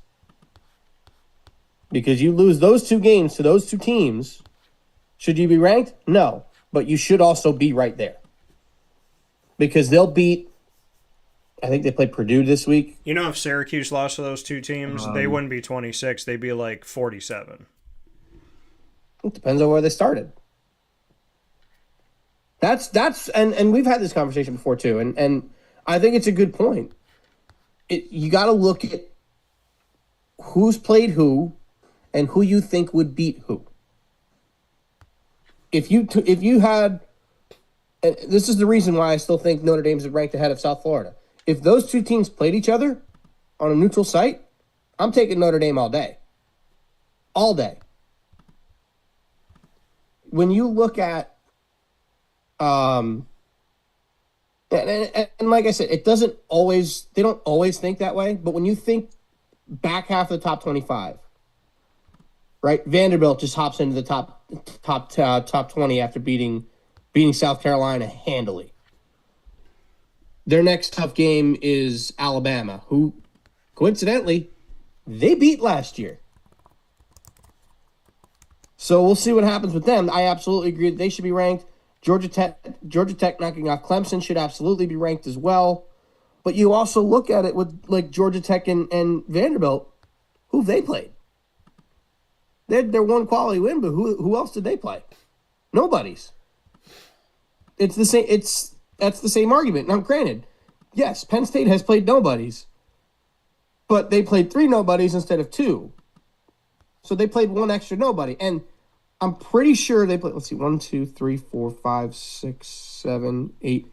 The Big Ten plays 9 conference games. Yeah, because they know that The SEC is about to go to. The SEC is about to go to 9 conference games. Yeah, I think they. When you only have 3 non-conference games, you only have so many teams that you could schedule, and there's a lot of schools that, want to play you and get paid to do it. Florida paid South Florida like over $1 million to lose to come into the Swamp and beat them. That's right, baby. So it's those things, like, these things need to happen because there are schools that fund their athletic department from that. They get paid to go get their butts kicked. Right. You know what? But I the think Citadel got paid to get their butts kicked by Alabama. And sometimes they win. Let me throw this to you, though. I think Michigan in conference should play Rutgers to play them. I think they should pay. I think the they teams should in pay. your own conference, you're not going to pay. I'm just saying, if you get to play 9 conference, and why are they playing 9 conference games? Because they know the non-conference doesn't matter with the Big Ten. I don't know why they're playing. The American, I think it should only be 8. The American has to have 4 non-conference games. Sunbelt has to have it. The Conference USA has to have it. The MAC has to have it. Mountain West has to have it. The PAC, whatever it is now, has to have it. The Big Ten knows that they're going to be ranked high for doing nothing. That's why they have 9, because they know it's a waste of time for them to schedule another game. They know they have an unfair advantage, which is why they go to 9. And what I'm saying is a joke, but also serious, is I think that when Ohio State, Michigan, and Penn State play Rutgers and Maryland, they should pay them $1 million because yes, they're in their conference, but that's like a crap non-conference game. You're going to blow them the hell out. It's so stupid. It is so stupid. But every conference has those teams. But I'm just saying. Every conference has those teams. Vanderbilt used to be that team. Right. I'm making a point. They're not anymore. Right. But I'm making the point. My point that I am making is the fact that Penn State, Michigan, and Ohio State get away with playing what would be other schools' non-conference BS within their own conference. And Northwestern typically unranked. 2 of those 3 Wisconsin didn't this year. unranked. Rutgers unranked. Maryland unranked. Minnesota unranked. You go to USC, who's ranked right now 25, but hasn't been that great, so they've been unranked. UCLA is at a ton of trouble. They've been unranked. The only teams... Just fired their coach. Right. The only teams in the Big Ten that you should get any type of quality whatever for beating are Oregon, Penn State, Ohio State, and Michigan. Those are the only teams. Those are the only teams of 18 schools. That's why this is so stupid to me, is that why do coaches polls and the College Football Playoff Committee and the media look at the Big Ten and say, if you got 8-1 in your conference, it's really good. It's like if Rutgers and Minnesota and Maryland were in the American, people would go, that's a crap win. That's a crap win. That's a crap win. But if it's in the Big Ten, you're like, hey, that was a good win over Maryland right there. And it's not. It's just not. It's top heavy. You know what I mean? It's top heavy. And they complain that the American's top heavy or the Sun Belt's top. So is the Big Ten. The Big Ten is top heavy. There's 3, maybe 4 teams out of 18 in the Big Ten that should have any type. Like if I'm Syracuse and I beat Maryland, nobody cares. I beat Rutgers, nobody cares. I beat Minnesota, nobody cares. I beat UCLA, nobody cares. But if I beat Oregon, Penn State, Michigan, or Ohio State, all of a sudden I'm a national team. So I don't understand how this Ohio State can go into conference and go 9-0 in conference, and 7 of those games are against whatevers, and they're like, wow, you're good. It's just, and it's also, they're not getting tested like other people. When people are like, how does Ohio State win a national championship? Wear and tear of the season. If Ohio State was playing an SEC schedule every year, I don't think that they would be winning national championships. I think it would be more brutal. Think about the Big East in basketball. When you 99.9% of the time outside of 1 year with UConn, if you won the Big East tournament, you lost the NCAA tournament. If you won the Big East tournament, you might not win a game in the NCAA tournament because it was so physical. It was like a dogfight every game. Everybody was tough. Everybody was a pain in the butt. Everything was so hard that arguably the Big East tournament was better than playing the nation. And that's how I feel about the SEC. You mean now or like back in the good old days? I'm talking about the good old days. But like now when I'm looking at the SEC, like in football now, playing inside of the SEC is so friggin' grueling and it's so hard that a Tennessee team coming out of the SEC and an Ohio State team coming out of the Big Ten, that Ohio State team may not be as beaten and bruised as Tennessee, didn't have the harder games like Tennessee had, didn't have the harder road like Tennessee had, and the wear and tear that puts on you. So when you play that game against each other and Tennessee loses to Ohio State, Tennessee had to go through so much more, and these are human beings, these are not machines, that it's like Ohio State had an easier schedule to get there, and Tennessee didn't. So I'm not saying Ohio State's not a good team, and Ohio State didn't do everything they needed to do to win a national championship, but there's an easier road through the Big Ten than there is through the SEC. There just is. And so no question. When I see a team lose, like when I see Tennessee lose to Ohio State, I don't go, wow, Ohio State's leaps and bounds. I'm like, man, Ohio State or Tennessee has been beaten and bruised to this point where it's exhausting. You know, I would rather be Ohio State and Penn State going into the college football playoff because I haven't been tested. A team that is not tested, if a team's tested 5 times in the SEC and tested once in the Big Ten, I would argue that team in the Big Ten is going to have a lot more steam going into the playoff than the teams in the SEC. Not saying Ohio State isn't good and Penn State isn't good and they didn't show good things in it, but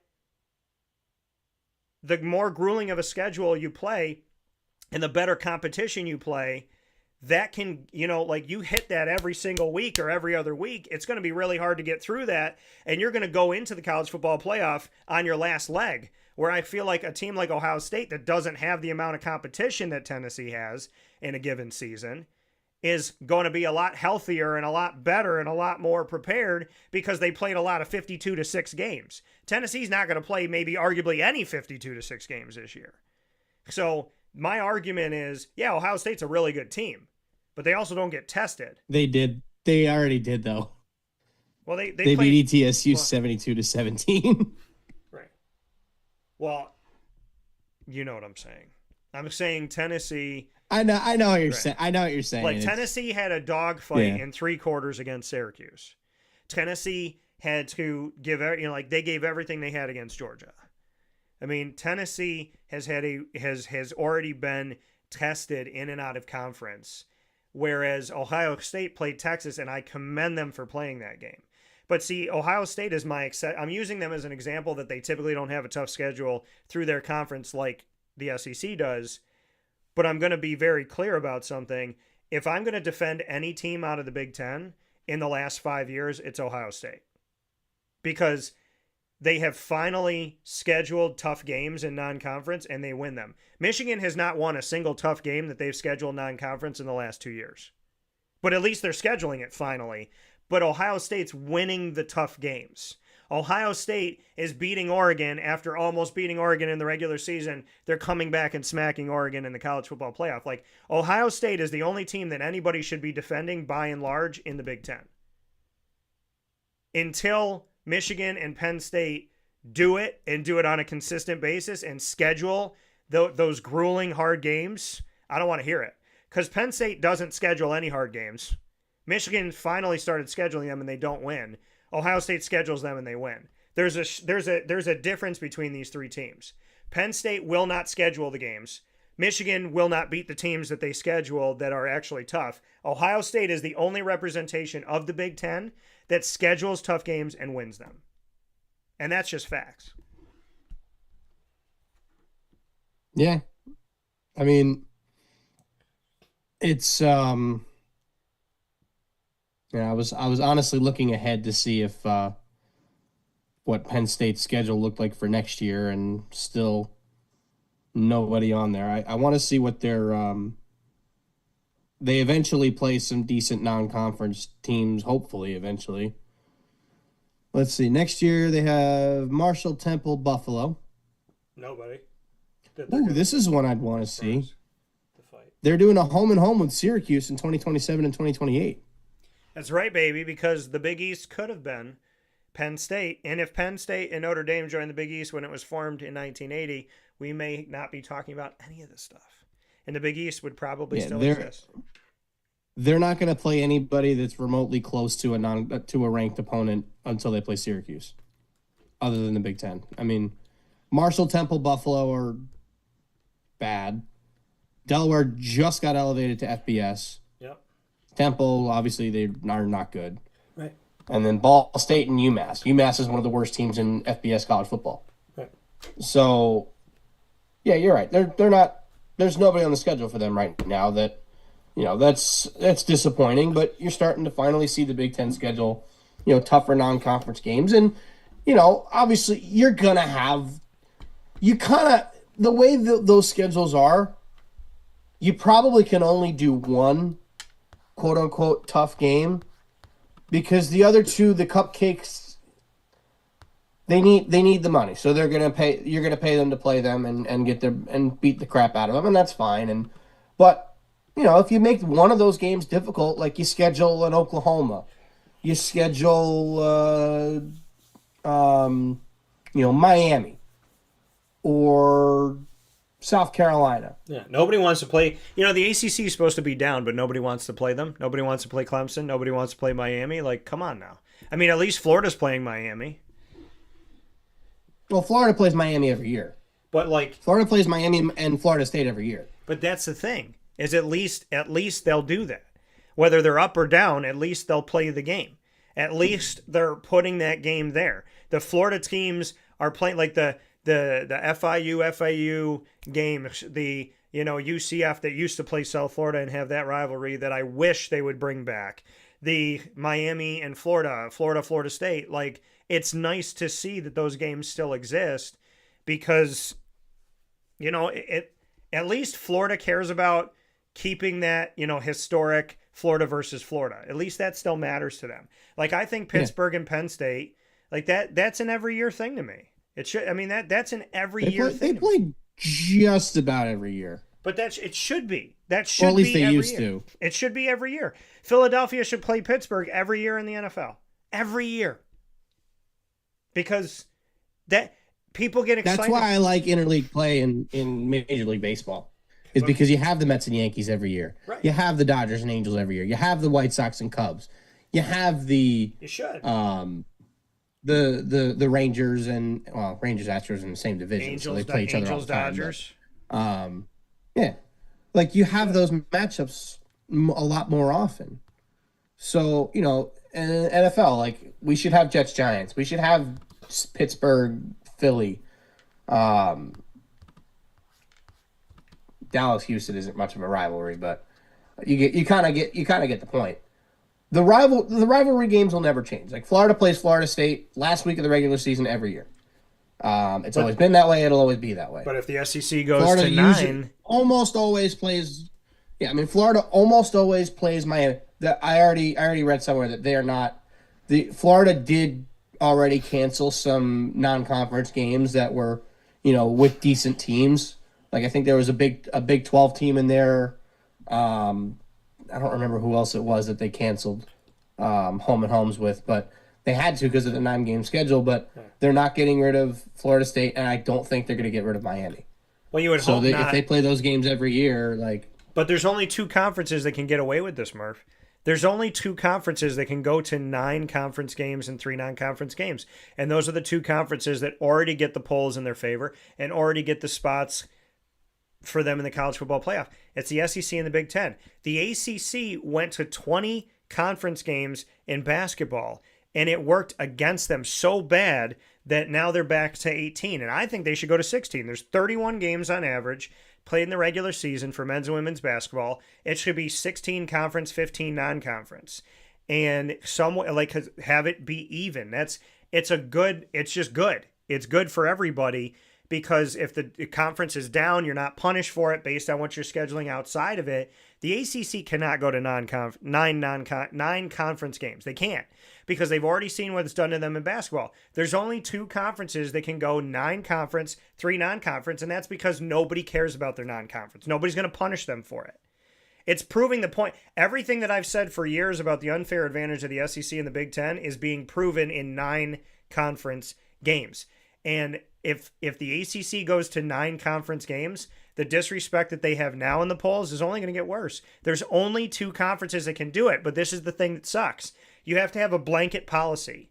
The FBS either has to have 8 conference games or 9 conference games for every one of the 10 conferences, including the Pac-12 or whatever the heck they are now.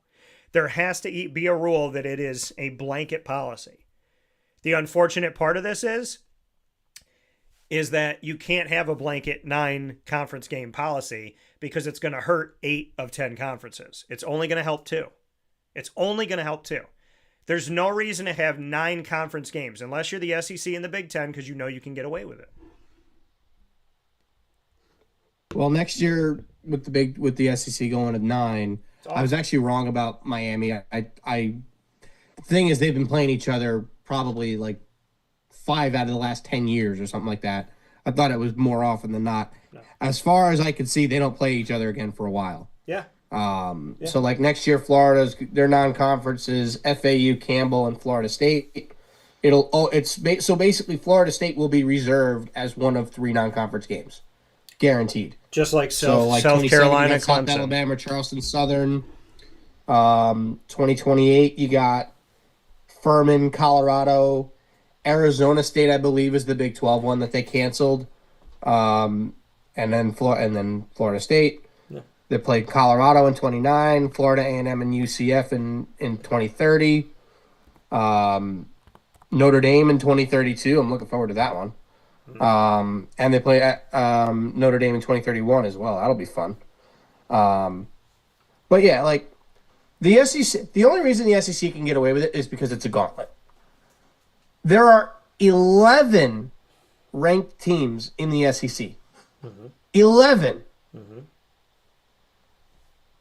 The thing is, the SEC in general literally could be their own entity if they really wanted to be. And they could and people would still watch it because it's great football. So, I mean, the biggest issue that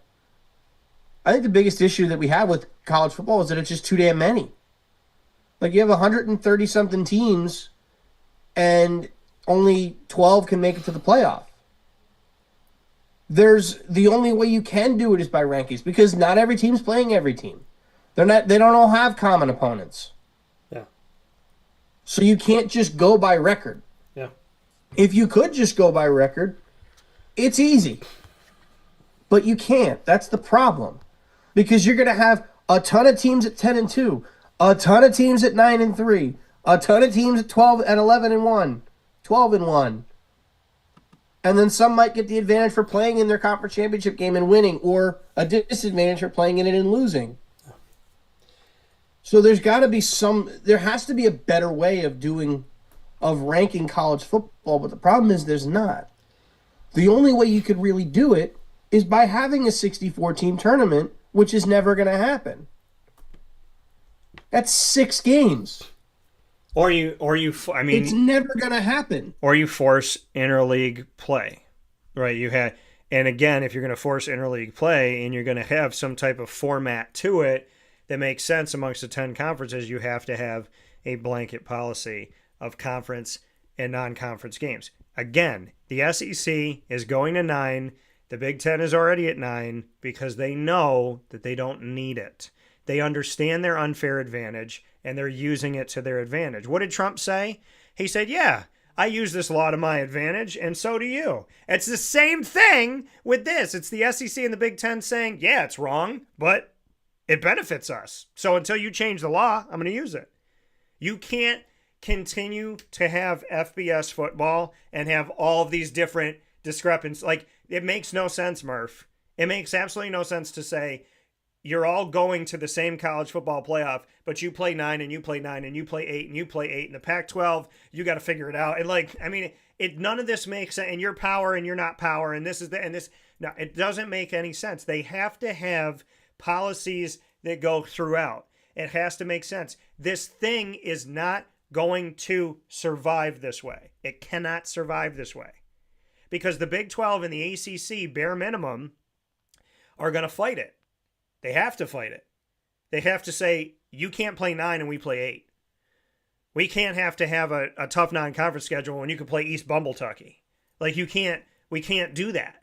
So then they're either going to fight it and lose and then have to figure something out with the rest of the FBS conferences, or they're going to fight it and win, but they're not going to win because the SEC and the Big Ten have the viewership and they got the money and they got all this stuff. The reality of it all is everything that I've been warning about for many, many years now is happening, and it's happening right in front of our eyes. The SEC and the Big Ten own everything. That's why they get the rankings. That's why they get all the spots in the college football playoff. There was no reason to have 4 teams in the Big Ten last year in the college football playoff. This is why we are where we are right now, because it's the SEC and the Big Ten versus everybody. They got the big TV deals. They got everything they need. Between the two of them, they have 34 teams. They don't need anybody's help. They're only missing Clemson, Miami, Florida State, and Notre Dame. 4 teams in the entire country. They take those 4 teams or work out a deal with those 4 teams, it's done. It's over. There's nothing for you and I to talk about. It's next. So you can't have 9 here and 8 here, because then you're saying, well, we're judging on non-conference. You can't judge on non-conference schedule. They're playing 25% less non-conference games. And Penn State's going to keep scheduling nobody. You saw it. You read it. Like, they know that is Penn State scheduling those teams. And I'm not trying to disrespect any of those schools. I'm saying they're not commonly ranked and they're not commonly respected by the polls. That's what I'm saying, a nothing team. I'm not saying it's bad. I'm not saying I don't respect them. I'm not saying they're not working hard. I'm not saying they're not good or they don't have their moment. I'm saying they're scheduling those teams on purpose because they know it doesn't matter. The only decent team they've scheduled in the next 3 years is Syracuse. Right, and Syracuse won't be ranked. I know that. I don't know, and they're not going to be ranked. And I also, they probably will lose those games. I don't think they're going to get blown out, but Syracuse will probably lose those games. We'll see if they do win those games, and that's awesome for Syracuse. I think that's a great thing for them. But you're right. I mean, you are right with like the Big Ten in certain cases. But in terms of the way they do the rankings, you have to do the who would beat who situation. And they don't always do that clearly. Right, and they've been wrong how many times? And we had this conversation. Yeah, and we've had this conversation last year. And, my thoughts are it should be the who would beat who. If you're ranking these 2 teams, who do you think would win? If you're ranking, I'll use prime example, Penn State versus LSU. Who do you think would win? My gut tells me LSU, so I would rank LSU higher. Then you go down. Who would win? Penn State versus Georgia. Probably Georgia. I'm going to put Georgia ahead of them. Penn State versus Miami. Tougher one. Probably lean Miami. Right. I'd go Miami ahead of them. Who's 6? Who's Oregon? We're going to find out in 2 weeks. Oregon's below, yeah. So what I would do in that case is you get to Oregon at 6. We're going to find out in 2 weeks. I'd leave it alone and say leave Penn State at 5, have Oregon be 6. Right. And we'll find out in 2 weeks who's going to win. But according to everything you said, so that's how I would do it. Right. And according to everything you just said of head to head, if they lose to Oregon, then at best, depending on what everybody else does, they should be 7. At best. Yeah, absolutely. At best. Absolutely. And Oregon for beating them, just like Ohio State. The only way they would stay. So let's just say we had them at 5, right? And then Oregon at 6.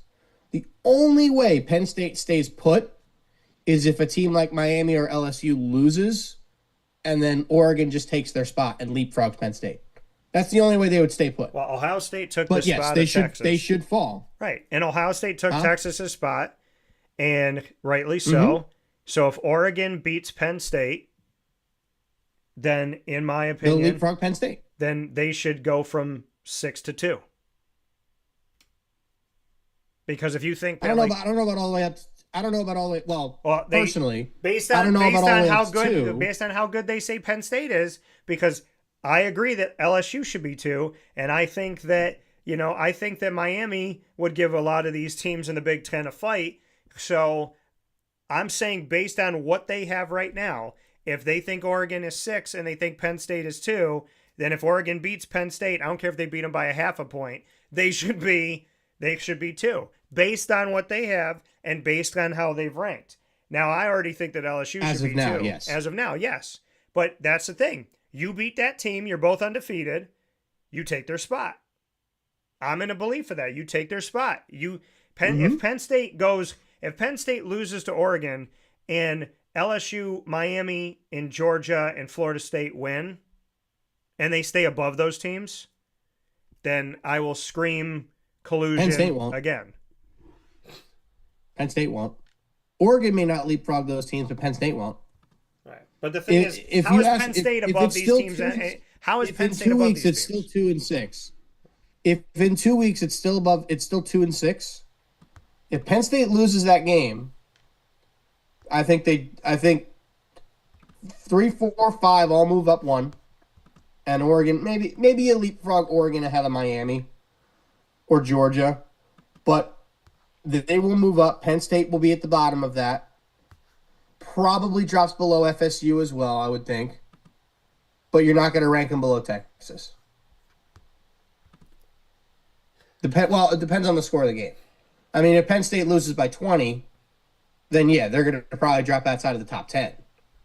But if Penn State loses by 1 score, them and Texas should be neck and neck. So, like, you could kind of take your pick. I'd probably still put Penn State ahead of Texas, but then you can kind of take your pick. Because personally, looking at those 2 teams right now, I do think Penn State would win that game between them and Texas. Well, I look at it like this. I think they would. I think it would be a good game to see Penn State and Texas, but I look at it like this: if Penn State loses by 1 point or 20 points, they're not going to drop them 8 spots out of the top 10. They just won't. I agree with you that they should, say they would, but they won't. They just won't. I didn't say they would. It's not going to happen. If they lose by 20 or more, then they will. Right, but they won't. But if it's a close game, they lose should by 1 score, but they won't. If they lose by 1 score, they're not falling. If they lose by 1 score, the worst they'll be is 7. If Penn State gets blown out and they're at 2, they will not drop out of the top 10 because they will not drop them. Yes, they will. They won't drop them more than 8 spots. Yes, they will. I'm telling you, they won't. If Oregon beats them by 20, they will. I'm telling you, they should, but they won't. Which is proving the point that I've made for years. But look at how far Texas fell. Texas went all the way to 7. That's Texas. Texas went all the way down to 7 when they lost to Ohio State. They don't respect. And they lost Texas. by 7. They lost by 7. Right, but they don't respect. The Big Ten has more respect in the polls than the SEC. They're the number 1 team in the country coming into the year. The Big Ten has more respect. They ranked them number 1. They moved them all the way down to 7. Right, and they're not going to do that. If Penn State gets blown out, they won't. They're going to move down to it. Out of the top 10. I'm telling you right now, they won't do it. They should. They won't. I agree that they should. They won't because they don't. Because for some odd reason, I think they will. The Big Ten has more respect in the polls than the SEC, and that is stupid. That's just plain dumb. That's stupid. It makes no sense, but it's true. Like the SEC, by and large, is the only conference that has consistently proven itself. The Big Ten has won 2 college football playoffs in a decade. 2. The SEC is playing for the championship or winning the championship almost every year. Sometimes it's the SEC versus the SEC. Yet we've had that, I think, 3 or 4 times in the last decade. Yet the Big Ten is the one that How many times did we see Georgia versus Alabama? Right. How many times did we see LSU versus somebody? But that's the thing. Where we are is that I agree with you. If Penn State loses to Oregon by 20, they drop out of the top 10. But they won't because the media won't do it to them. They just won't. Differences, I think they will because I think they know they made their bed with Texas. Texas dropped from 1 to 7 when they lost to Ohio State. And they lost by 7. But that's Texas. Very good defensive football game. And that makes sense. They lose by 7, you drop 6 spots. If a team loses by 20, you're going to drop more than 6 spots. You should, but you won't. Notre Dame lost. They're going to. But they won't. Notre Dame lost and stayed in the top 10. There's no way in hell that an 0-1 team should have been above anybody else. They lost by 3. I don't care. You lost. Any coach will tell you lost the game. You lost the game. There's teams that were 2-0 that are sitting. Penn State's better than Notre Dame. Penn State loses to Miami by 3, and Penn State beats nobody, and Penn State's better than Notre Dame. There's people that would argue that an 0-1 Notre Dame is better than a Penn State played nobody. Because at least Notre Dame challenged Miami, where Penn State was not challenged by anyone for 3 weeks. Penn State just slept through the first 3 weeks of the season. Must be nice. I also look at what Penn State did last year. They didn't lose very much. Penn State only got better. They really did not lose much with the exception of Abdul Carter. And their we won't know for sure until their defense is tested against Oregon in 2 weeks. But I don't know. Now, if Penn State beats Oregon, it's a different conversation. Then what do we say? If Penn State beats Oregon, then okay. But when you start, and this has been my argument for years, when you start at the top of the mountain and you've done nothing to earn it, and you continue to beat teams that you're supposed to beat and you've done nothing to earn it, you're protected. Because even if they lose to Oregon by 1, by 7, by 20, they're going to argue that you can't drop the second best team in the country out of the top 10, and they won't. They should, but they won't. This is a conversation of should versus will. This is logic versus protection. This is rationale versus it's Penn State. We have to keep them there. That's what I'm saying. Texas dropped because for some unforsaken reason that makes no sense to me, Texas is in the SEC and is really good and played in the Final Four last year and played in an awesome game against Ohio State that I was on site for, and they still don't get respect. But Penn State can lose to nothing. They can lose to Oregon, and they're going to get an excuse. They can lose to an unranked team. They're going to get an excuse because it's Penn State, and they're going to say, well, they're a good team, Dan. They're a good team, Dan. Look what they did last year. But the reality of it all is... Like I said, it depends on the scope. Right. It depends on how they lose. Right. But it should. But there's a difference between should and will. And I'm telling you right now... But that's why Texas only dropped to 7. Right, I agree with you. Because they lost by 7. I agree with you. I agree. But what I'm doing, though, is I'm using their example that they set with Texas. If Ohio State and Penn State played the first game of the season and Penn State lost by 7, Penn State would not have gone from 1 to 7. Penn State would have stayed in the top 5. They would have stayed in the top 4. I'm telling you this right now. It's already happened. Like, it's the reality of the Big Ten. How do you have a graphic on your screen? Like, this has already happened. How do we have a graphic on the screen last year? Think about this, Murph. Think about in the history of any sport. Pee-wee football, high school football, college football, professional football. Think about any time in your life you've ever turned on the television and you saw a graphic that said, if this team loses to this team, they have a 99+% chance of making it to the college football playoff, of making it to the postseason, of making it to a place that very few people get invited to the dance. Indiana was told, if you lose this game by any points, they got blown out by Ohio State. They said, if you lose at all, no margin didn't matter. So to your point, they told Indiana, if you lose to Ohio State, you have a 99.3 or whatever it was % chance of getting into the college football playoff. If you lose this game by 1, 20, 80, 50, doesn't matter. If you win, if you lose this game, you're in. What conference in America can be told you played 11 unranked teams, you're playing one ranked team, you get blown out, you're in?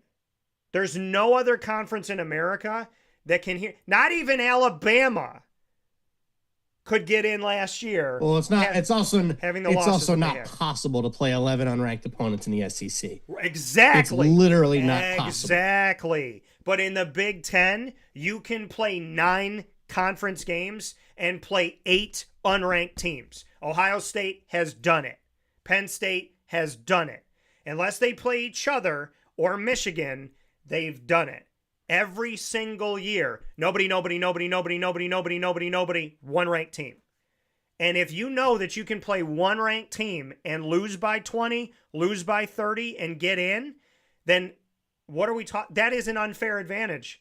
Indiana should not have a graphic on the screen that says we have a 90+% chance that you will be in the college football playoff, no matter the margin of loss. You just said if Penn State loses by 20, they're going to drop to this. Indiana got put in the college football playoff, was ranked in the top. They were considered one of the 12 best teams in the country for getting blown out.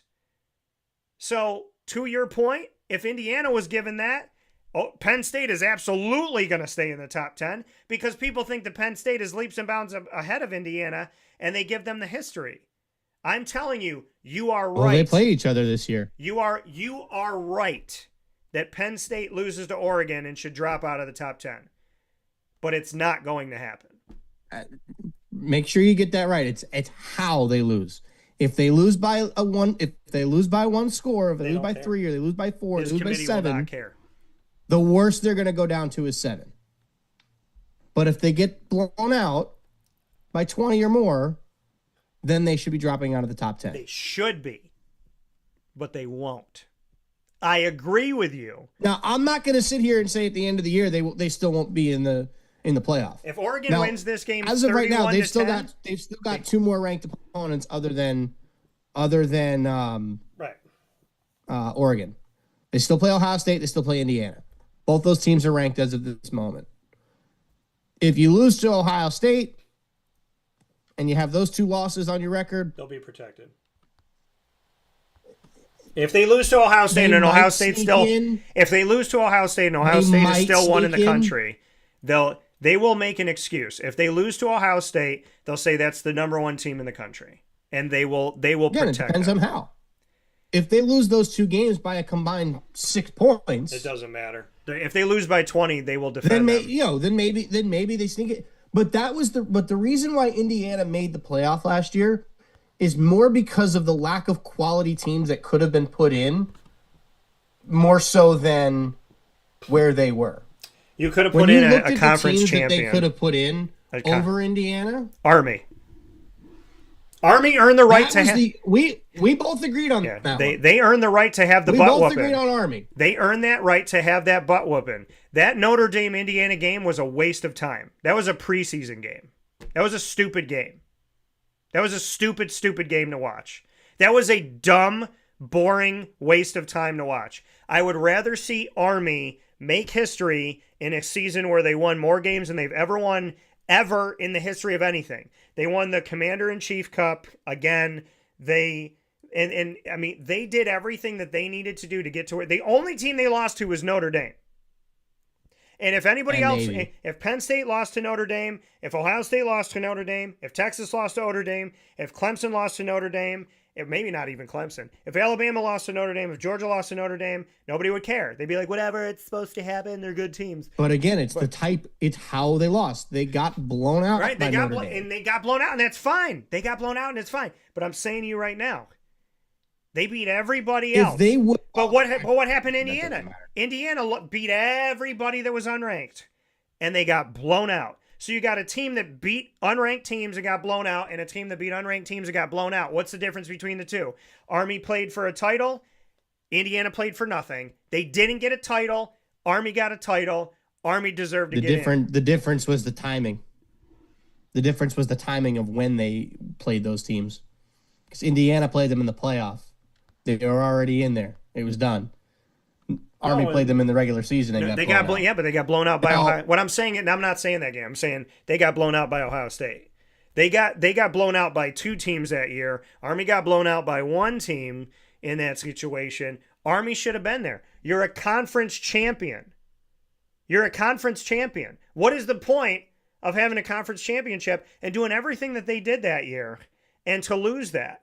They did everything they can, and Notre Dame proved that they're a really good team. So that in and of itself, too, is it's like, well, if you're going to lose to the team that plays for a national championship. The only team at that point that Army had lost to, because that Army-Navy game, that doesn't mean anything over here in the corner. It doesn't count. Right now, because the college football playoff determines their seeding before that. So I want to hear anybody talk about an argument that doesn't exist.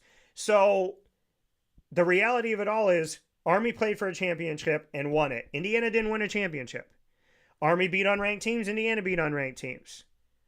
Army did more to earn the right to be there. They earned the right for the butt whooping. That's what they did. They should have played in there. Indiana was a laughable nonsense game that was put into this college football playoff. There's not a single team in the college football playoff that I would have picked to lose to Indiana. None of the 11 teams. Indiana could have played any one of those teams, and I would have picked the other team. Not because I disrespect Indiana. I have a lot of respect for Indiana. I've wanted Indiana to be good for a long time. I've cheered for Indiana in games and hoped that they won some of these games because I've wanted to see them excel. I've wanted to see them do well. I had guys on the team, the head coach, whose son that I knew. I wanted to see them do well. I got nothing against Indiana. I'm treating Indiana like I would treat any team in that situation. I treat Army that way. The reality of it all is Indiana did nothing to get there. So we're going to treat Illinois like that this year. Illinois is another team that boggles my mind. That Illinois can do absolutely, like they can just, sleepwalk their way into. But again, where does Illinois play? The Big Ten. If you're a Big Ten team, if Maryland went 11-0 and lost to Michigan, and Michigan was like ranked 13th in the country, people would be saying Maryland should be an at-large team. Like, it's a Big Ten hypnosis, and it's just and the people that say I hate the Big Ten, I don't hate the Big Ten at all. I never once last year said Ohio State was a bad team. I never said they don't send guys to the NFL. I never said that they weren't quality. I never said that they had bad coaching. If anything, people that supported Ohio State crapped on Ryan Day. I never did. So I've never said a bad word about Ryan Day ever. So when I look at that argument of like, you hate the Big Ten, no, I don't like unfair advantages that are worked into a system. You cannot have a formula for one conference and have a different formula for the other 9. That's not how life works. And anyone that thinks that the Big Ten deserves to be protected more than the SEC, like if there's any conference that backs up unfair treatment, because the SEC gets unfair treatment and the Big Ten gets unfair treatment, but only one of them backs it up most of the time. Like, to say Ohio State won this past year, yes, they did. They were the best team, and they won. They had a road, and they got there, and they won. And I take nothing from Ohio State at all. I was on that field. I took some of that confetti home.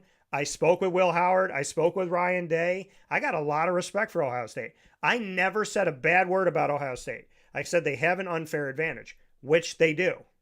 But they won their games. Penn State has an unfair advantage. They didn't win all their games. Michigan beat Ohio State. That's the only good thing they did last year. Indiana did nothing. So Indiana did nothing, got in. Michigan, I would rather put Michigan in than Indiana for beating Ohio State, even though Michigan had a friggin' weird year last year. But it's just the reality that we live in, that you can be in the Big Ten and you can sleepwalk 90% of your season and everybody wants to argue you in. Whereas, like, I didn't think Alabama should get in last year. I didn't. There's no way in hell I would have put them in last year. But would I have put them in over Indiana? If you made me make that choice, yeah, I would have. I absolutely would have put Alabama in over Indiana. Because if we saw Notre Dame play Alabama, that's a game. Like, that's a game. Honest to God, Alabama probably wins that game. So it's like, because I don't think that Notre Dame team was all that good. My thing was, if you're arguing my conversation was arguing Alabama over SMU for everything that SMU did the entire season. Like, SMU deserved to be in there. And they were. They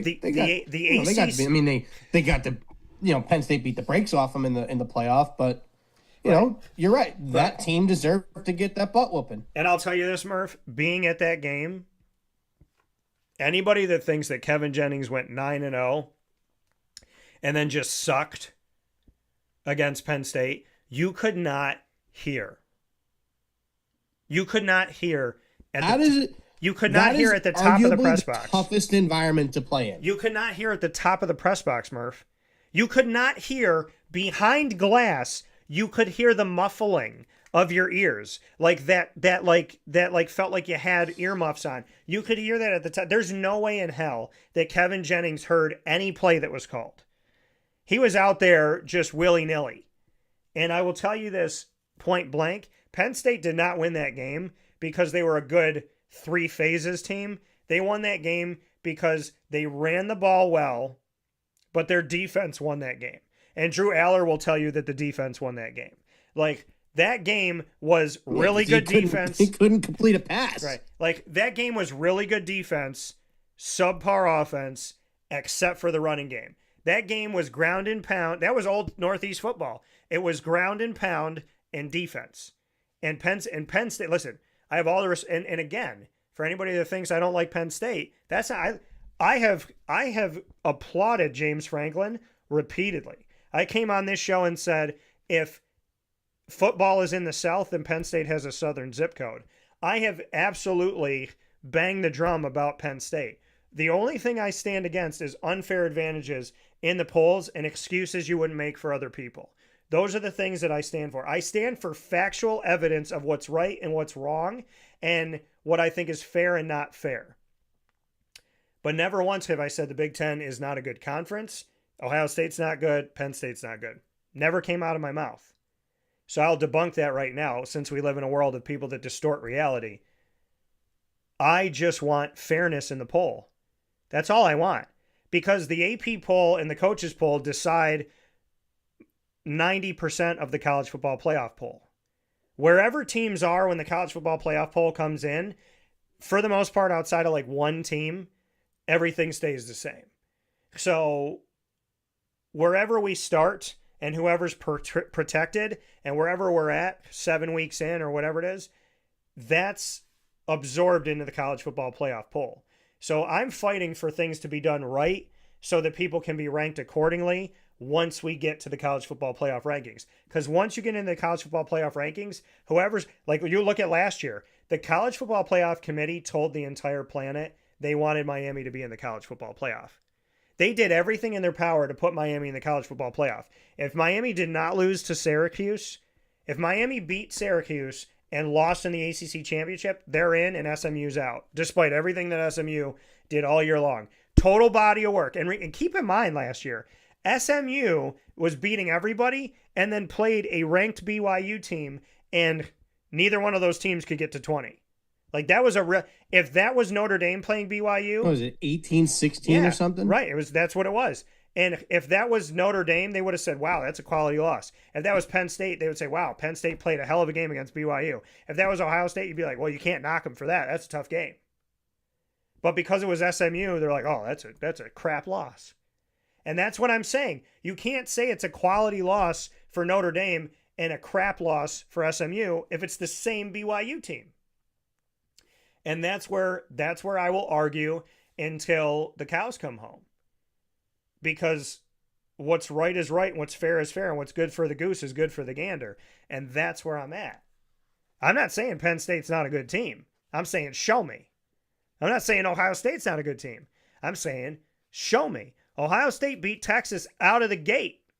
So Ohio State's had my respect because I don't care about what they did last year. That's last year. It's a different quarterback. I don't care. Put that over here. I was there. Okay? Felt it, saw it, lived it, breathed it. I was there. And I thank God that I was there. That was a blessing. But anybody that's like, why are you interviewing Ohio State? You hate them. No, I don't. I never hated Ohio State. I said they got unfair ranking. I want to see them do it. And then they did it. Props, respect. I clap it up.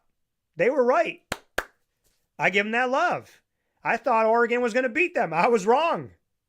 Okay? Murph was right on that. Clap for Murph. Okay? Notre Dame, my boy Riley Leonard. Clap it up. That boy's good. They fought back in that championship. People thought that game was over. Could have been a one-possession game late in the fourth. I give them that love. Notre Dame and Ohio State played a hell of a season, and they made it. They got some help along the way, though. That's all I'm saying.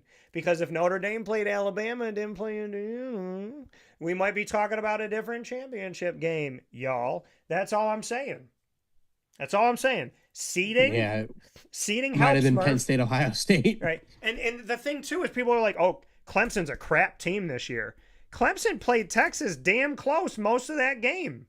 Like, people, if you watch 3/4 of that game, I don't know who was talking about Clemson got blown out by Texas, because that didn't happen. By the way, Texas had to go to overtime against Arizona State. They got blown out in garbage time. And Texas had to go up against Arizona State. And that game against Arizona State gave them hell for that entire game. Or I shouldn't say that entire game. They came back and gave them hell all to a game to overtime. Arizona State played a hell of a game. They earned my respect in that game too. If you put it down on the field, they would have won that game. I don't give a dude. We learned who Cam Scadaboo was in that game. 100%. Cam Scadaboo is awesome. Cam Scadaboo doesn't get drafted and doesn't have an opportunity to be a starter on the Giants if not for that game. No chance. If not for that game.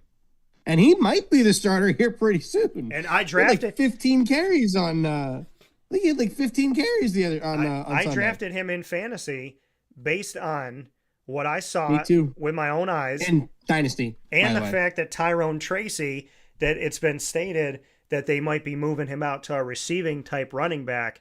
So this entire thing, I'm looking at Scadaboo. We got to take a step aside because we got to get into these other points quick here. Stay with us because your boys got to get to a press conference with Syracuse. So let's take a step aside for a fast break. We'll be back right after this. And we appreciate you being here inside the Great Lakes Honda City Studios.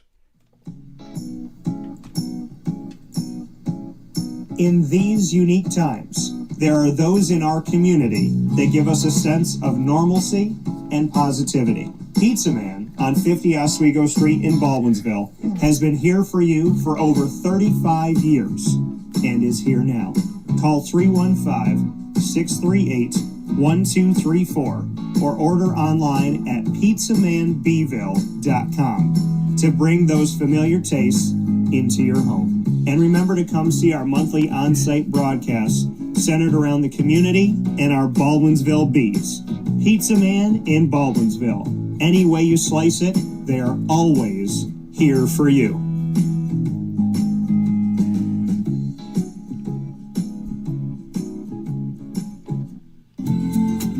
Looking for your next ride?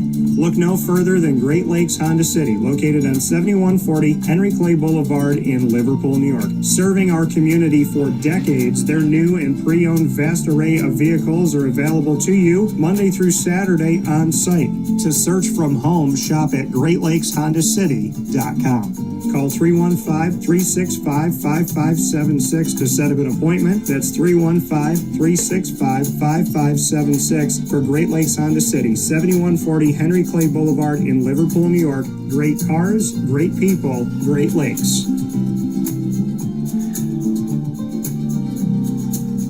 All right, you need to come out here and get yourself the Brooklyn Pickle. I was talking about this with one of my buddies. I was like, yo, there's no better sandwich in the state of New York than the Brooklyn Pickle. And now that I found out that they're going down to North Carolina, we are taking over your taste buds everywhere you are, wherever you're going to be. You need to get yourself out to the Brooklyn Pickle. Pinehurst, you just realized that you found yourself the best sandwich shop that you're ever going to have. This is a glorious moment. It's a blessing to your community. You're welcome. Brooklyn in the house, baby. Go over to the Brooklyn Pickle. You already know what it is. You heard the man. Head to Brooklyn Pickle Pinehurst on 1788 Old Morgantown Road in Southern Pines, North Carolina.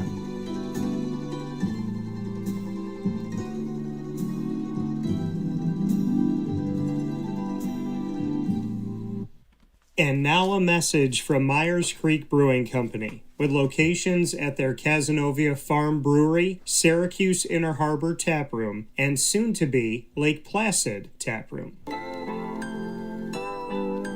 Well, I think first and foremost, the Feldmeyer family and our team are extremely passionate about what we do. We care very much about what we do. The Feldmeyer family is always investing. Our taproom management team, our brew management team, our marketing management team, and all of the team members that get after it every day, they leave it on the field. They put their heart and soul into it. I know for a fact that everyone that works at Myers Creek wants to be there, and we want them to be there. You know, we want them to feel good about their job. And again, if you've never been to a Myers Creek, especially to the brewery, I mean, I want your eyes to open really big. I want you to see how big of a brand this is. I want you to see where we're going. The sky is the limit, and I feel very proud of that, and I'm very excited about that.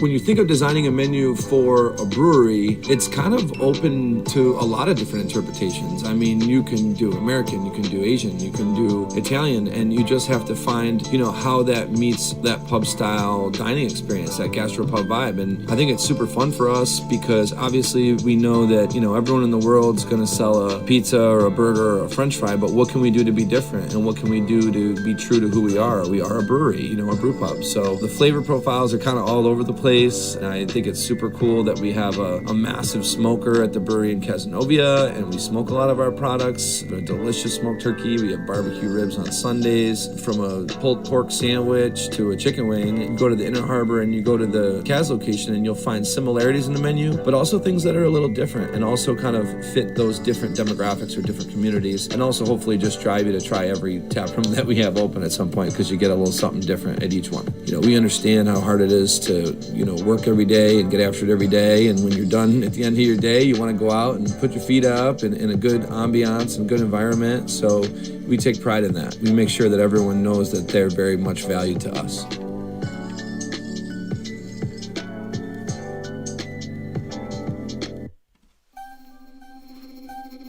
This is Jim Dispenza, owner of Game Point Sports Complex.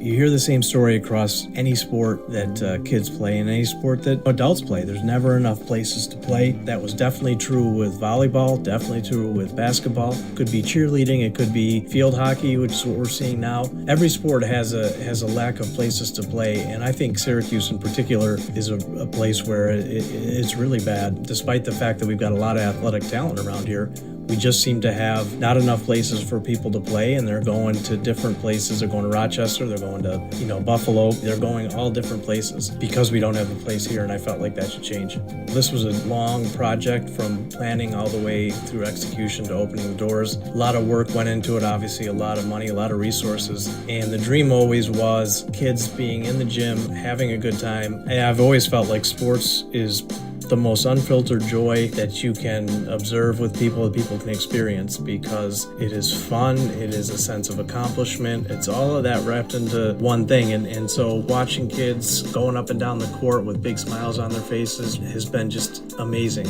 an amazing experience. I'm looking forward to years to come of that same thing. We've taken the time to invest in multiple sports, and then what we're finding is the mere fact that we have a large, clean, well-lit space has opened a lot more doors for us beyond basketball, volleyball, pickleball. Now we're having some interest from cheerleading. We've got girls field hockey coming in, and then also there's quite a bit of room for spectators. We've got bleachers, we've got benches, we've got a concession lounge where people can get food and drinks. We're going to have multiple sports going at the same time, using every square inch of this place for what it was conceived for, which is basically people to come in, have a good time in the sport that they prefer. We manage each situation differently. You know, everybody has different ability to afford different things. Some are bringing 10, 15 people, some are just 2 people. I've had a lot of situations where it's a father shooting around with his son, it's a mother playing pickleball with her daughter or with her son, and in those situations come up and we work with people, and that's allowed us to have groups from 2 people up to 30 people and have some flexible pricing behind it. We're an organization that is here to work with the community any way we can, and I guess part of it is just making sure that we have the flexibility to put together a plan that makes sense regardless of the size of your group. So in order to book time, the best option is to go to our website, gamepointsports-syr.com. You can click from there and sign up for events, sign up for your own particular training, sign up for birthday parties, all of that.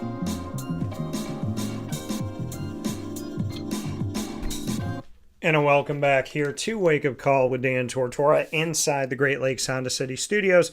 Appreciate you being here with us. And of course, Great Lakes Honda City, 7140 Henry Clay Boulevard in Liverpool, New York, open for sales and service Monday through Saturday. And you can get a sneak peek of everything they have in their inventory by going to greatlakeshondacity.com. So make sure you do that today. And we appreciate y'all. Thanks to all the wonderful businesses that are part of the family here on Wake Up Call with Dan Tortora. Taking a look at college football outside of the rankings and into the world of microwave society, we see that two schools have decided to move on from their head coach. Now, Brent Pry at Virginia Tech inside of the ACC, and with Deshaun Foster of UCLA inside of the, still weird to say, Big Ten and not the Pac-12. So looking at Brent Pry came in after Justin Fuente was parted ways with back in 2021. Pry came in 2022, went 3-8, 7-6, and 6-7 before starting 0-3 this year.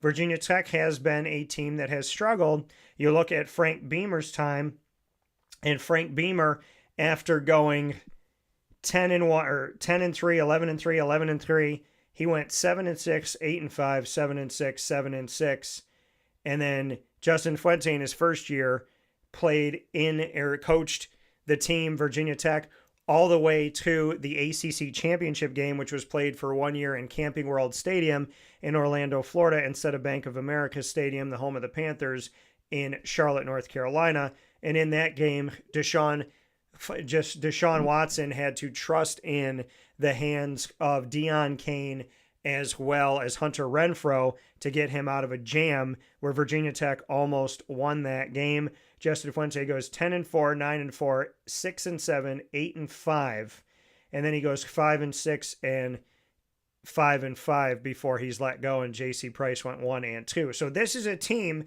that has had moments of double-digit winning seasons, but has also been in that world of 6-7, 7-6, somewhere around that region. We saw it with Beamer, we saw it with Fuente. Well, Brent Pry was given even less time, and he went 7-6 and 6-7, went to 2 bowl games back-to-back years. He went to the military, so after starting 3-8, he went to the Military Bowl and won, went to the Duke's Mayo Bowl and lost, which is the only reason why they had a losing record at the end of last season.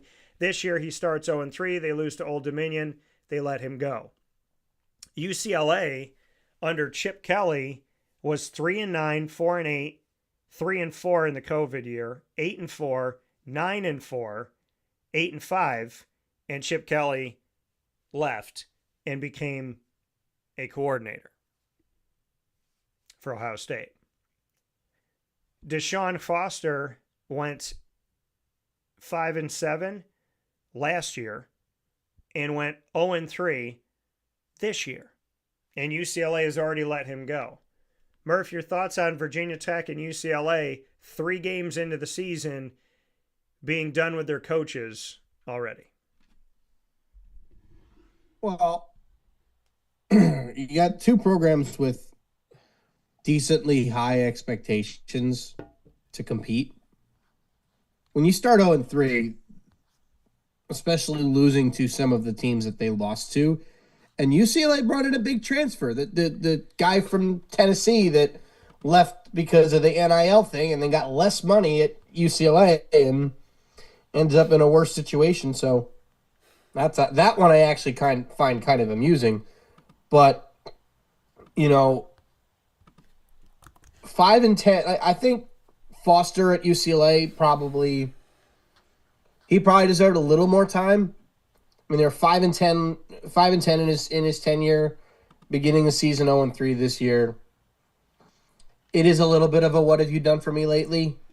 But it seemed like there were no signs of, the program getting any better post Chip Kelly. So I'm not as surprised about that one. The Virginia Tech with Brent Pry, through 4 years, they were, sub 500 record, 16-24 in his career. That's not going to cut it at Virginia Tech. Virginia Tech historically has been a pretty good program. They usually will win 8-9 games a year. And he was winning 5 or 6. So in year 4, that one, I guess I could say, doesn't really surprise me. And obviously, as I said before, I think there's another name that should have been announced this weekend, but that was not.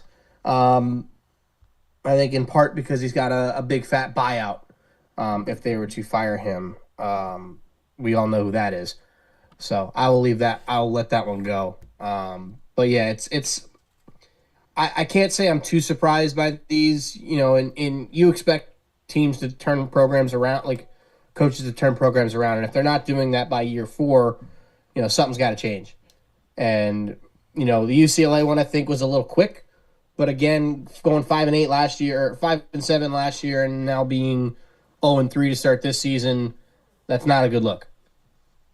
Yeah, no, it's not. And I mean, the thing is, the Brent Pry, I don't think they should have gotten rid of Justin Fuente because apparently they thought he wasn't doing good enough, which I think is, seller's remorse. But you bring in Brent Pry, and yeah, I mean, you want to win, you want to be competitive.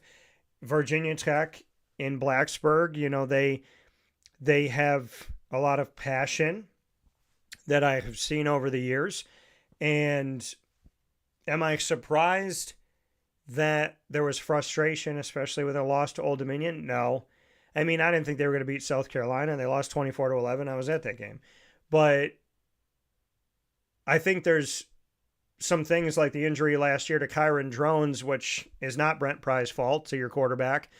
And Justin Fuente dealt with a lot of injuries when he was there. And I don't hold coaches responsible for that unless there's like terrible nutrition and dietary planning and, they're not working out enough and doing the things they need to do. But, that's something to, if somebody wants to look at that, then, I mean, there's that. But, I mean, when injuries happen and whatnot, that's something that's just sad and it's horrible. And a lot of times the head coach is connected to a quarterback's injuries. And if a quarterback's hurt, they don't care. The team still loses and they don't like you and they don't want you there. So it's sad to see Virginia Tech, because I just spoke with Brent Pry. I just spoke with him at the, July 23rd, 4th, something like that. So that's really weird for me to see a couple months, not even 2 calendar months later. And I feel bad, and I hope the best for him and his family. A friend of mine is now the head coach of Virginia Tech, who is the interim coach, who was the offensive coordinator, Philip Montgomery, who was hired by Brent before the season started. First year at Virginia Tech, and now he's the head coach. And then, for UCLA, I mean, that program's been kind of a dumpster issue for a long time. And, Deshaun Foster is not given the same leash that Chip Kelly was given, because I think Chip Kelly came in with the name, and Deshaun Foster didn't have the name, which is an unfortunate thing. And so Chip didn't have a lot of success, but, he stuck around until he wanted to leave. And Deshaun Foster was not given the same. And Deshaun Foster, like we said, starting 5-10 with a UCLA team that's already floundering. I mean, UCLA hasn't been competitive in a long time. And yeah, when you beat UCLA, you're not given the same respect, which is unfortunate, because Memphis beat UCLA and people are like, oh, who cares? And it's like, well, that should mean something because of their history. But, the UCLA Bruins have not had a lot of success in recent history. Don't wish bad on anybody. Hope that Foster finds a home. Hope that Pry finds a home. And it sucks for the kids to have this happen amidst the first quarter of the season, let alone halfway through the season. So it's a tough thing to have to deal with something like that, and I hope the best for them. On the other, I do want to get to a couple other points here quick, and one of them is the Arch Manning conversation. In the Arch Manning world, now, he says he must play better. He got boos from Texas fans. They beat UTEP 27-10, but here is where people are ridiculous. Getting the boos, even though they won by 17 points. Now, he said, quote, I've got to play better. A lot of quarterbacks, a lot of players want to be great. I know I'm better than this, end quote. Now, the issue that I have with this, and the reason why I even decided to bring this up, now Manning went 11 of 25, 114 yards, touchdown against UTEP in a game where Texas was heavily favored. He had a string of misfires, 10 consecutive incompletions in the second quarter, and he had an end zone interception. So, you look to that and you say, okay, he could have played better. But he still won. So I'm going to say two things. One, Texas fans are spoiled. Two, they spit on Quinn Ewers when he was darn good for them last year because they wanted Arch Manning. And three, this is the world we live in when people have hype. I don't like hype, Murph. You never hear me talk about hype unless I'm talking about how ridiculous it is. Arch Manning was hyped up so much that this man's got to throw for 300 to 400 yards and 4 to 5 touchdowns a game for people to think that he is what he was supposed to be. When you glorify somebody as the greatest quarterback in college football when he's never been a starter, this is what you get. This is what you get. Dude is 2-1, ranked in the top 25, and he's getting booed. I think it's ridiculous. I think it's stupid. He's never been a starter. And he's 3 games in. Shut up and let the man play. That's my response to it. I think the only reason why people are mad at Arch Manning is that the hype was so ridiculously high, and he didn't ask for that. Yeah, and there are certain situations where it's warranted to boo somebody on your own team, but this wasn't one of them. I mean, I get on people all the time for, booing guys on the Mets or on the Jets or whatever the case may be in certain situations. There's other situations where it's warranted, right? I booed Zach Wilson because he was a child. He was acting like a child and wasn't being a team player, and he was playing terrible. He deserved it. Arch Manning does not deserve to get booed. Is he playing well? No. Are they still 2-1? Yes. They lost to Ohio State by 7. Yes, they couldn't get the ball in the end zone. Yes, he hasn't been the most accurate so far this year. But he's a 20-year-old kid that hasn't been a consistent starter in 3 years since he played in high school. And just because he has the last name Manning, we're going to put all this pressure on him? That's what they did. Leave him alone. They lost one game to the best team in college football, the reigning defending national champions, in their house by 7. Yeah. At their home stadium by 7 points. In the first season that he was ever the starter going into the season. Yeah. You think that's an easy first game? No. If he played San Jose State in his first game, then yeah, maybe, if you only win by 7, it's disappointing. But he played the reigning defending national champions at their stadium, at the Horseshoe, and he didn't look great, but he kept them in the game. Mm-hmm. Actually, to be fair, the defense kept him in the game, and he's won ever since. Yeah. I mean, they play Sam Houston State, Sam Houston or Sam Houston State. I don't know if there's a difference, to be honest with you. No, it's Sam Houston. I think it's Sam Houston State. They play them next week, then they get a week off, and then they play Florida. They will probably go into the Swamp and win that game by 20. That's my guess. If they lose that game, different story. Maybe then you start to look in the mirror and go, hey, this isn't going so hot, because then they got to wake up and host Oklahoma the next week in your biggest rivalry of your in one of the biggest rivalries in college football. We don't know what this is going to be like for him, and I hate seeing people get booed. Like I said, there are some people that it's warranted. There's others that it is not. This is a case where it is not warranted. He doesn't deserve it. Leave him alone. I agree. And I also think it's really stupid to be in this situation. But again, this is what you get. This is what you get. When you hate the starter and you demand for the backup, then you get the backup, and then you're like, oh, he's not that good. It's the same thing that they did with Syracuse. Where they're on a smaller scale that wasn't a national scale. They did it with Dungy and Tommy DeVito. They were done with Dungy, and they wanted Tommy. And they got Tommy, and then they booed Tommy. So it's just, people always want what they don't have, then they get it, and then they're like, oh, I think I want what I had. So it's stupid. That's why, like Fran Brown said, you got a relationship with the fans, and you love them, and they love you, and then they tell you what to do, and you don't have to listen to them. Brian Kelly, who's 3-0,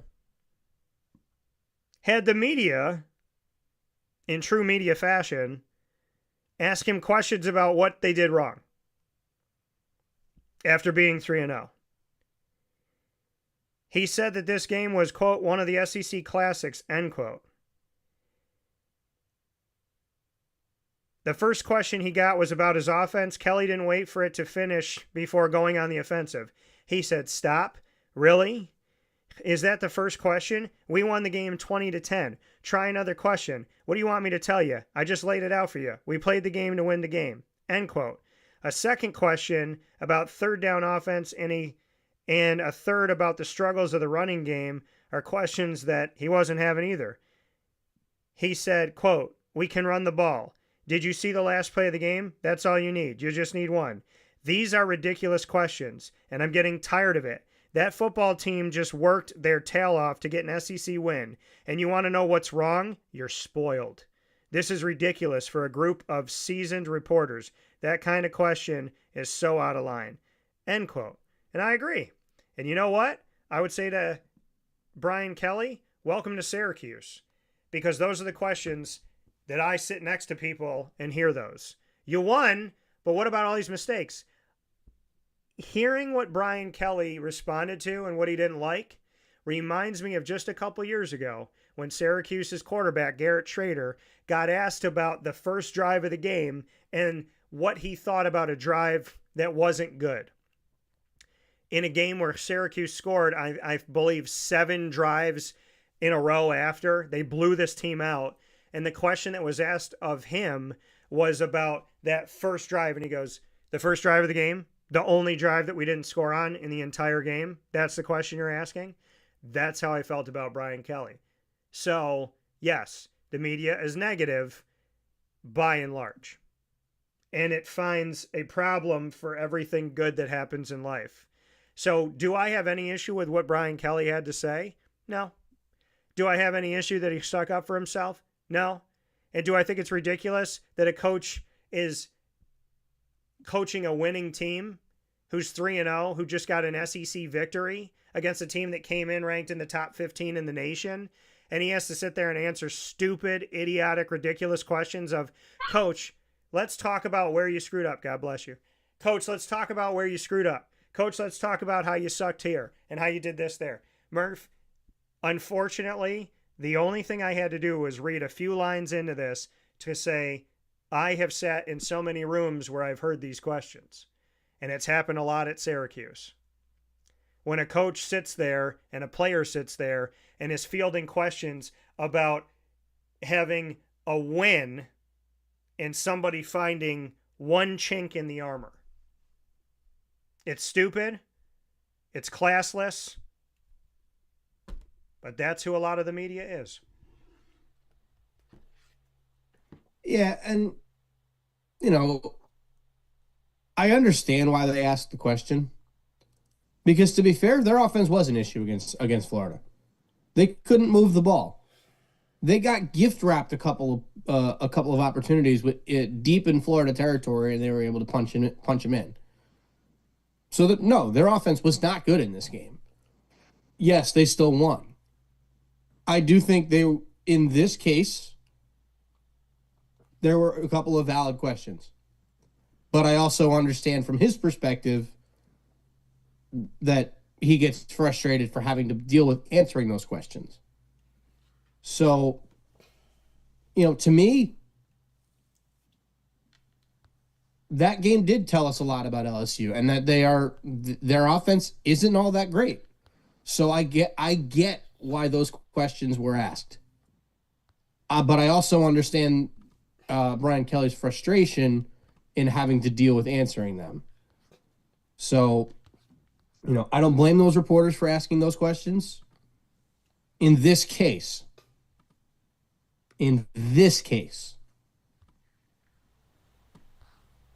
there's other cases where, like what you mentioned with Syracuse, where it's not warranted. They win a game by 20, and now they win a game by 30 points, and now they're getting questions like that. Yeah. You win a game by 10 that you probably should have won by 30, you might get those questions. And I'm not going to blame a reporter for asking that question. Again, in this particular case. There's also a way to ask. But I also understand where Brian Kelly's coming from. Right. And there's a way to ask the question. There's a way to Correct. ask a question. And the way they asked the questions was not great. Yeah. You could ask that question in a much more respectful manner. You could say, what did you they didn't. What did you see from your offense? What are your takeaways from your offense? How did you see, Nussmeier respond to things in this game? What was your overall take? There's a way to ask it. Not, which is very... And he'll probably tell you that the offense struggled. Yeah, right. But you're right. That's the way you ask that question. Right. He'll probably... if somebody follows up with a question based on what he says, and if he answers that question saying, the offense, played okay, we won the game, but we still got to be better, and if he mentions one or two things that they can improve upon, maybe somebody asks a follow-up about what he just said. Right. That's fine. Right.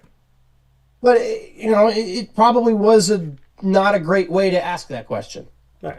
But that's the thing is it's like, it's just sad that there's people that sit in media rooms where it's like, do you hate your wife? Like, did you just fight with your husband? And like, this is where you're taking it out because you're scared to go home and say anything. It's just weird. It's weird how, and people will ask questions and then smirk, and then you're like, yeah, they're just trying to bait somebody, and they just want somebody to yell and scream and break a microphone. But the reality of it all is, they want clickbait. The people that ask those questions could never coach a game in their life and be able to like field that stuff and feel like they would never want to sit on the other side. And I always look at life like, whatever you do, would you want it to be done to you? So if I have to talk to a team that's struggling, there's a way to, and I had a young reporter ask me this. She said, when Syracuse was struggling against Tennessee, she said, what's your advice on covering a team that stinks? I said, number one, the team doesn't stink. That's your first thing you have to look at. It's a team that's growing.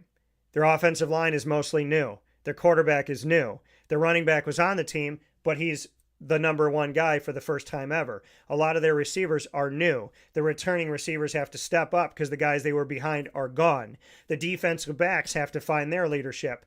The leadership at linebacker of many years is gone and in the NFL. The defensive line is trying to figure itself out. Most of this team is new.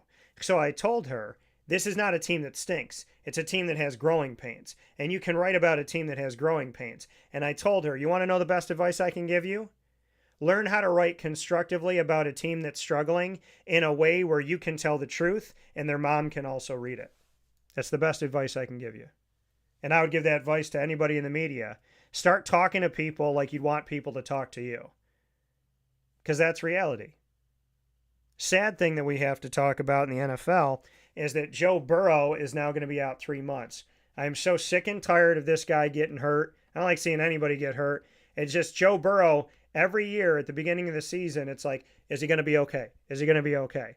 And now he needs toe surgery. By the way, Jacksonville couldn't figure out how to beat a backup quarterback. I have an issue with that because Jacksonville played this game like they were playing Joe Burrow.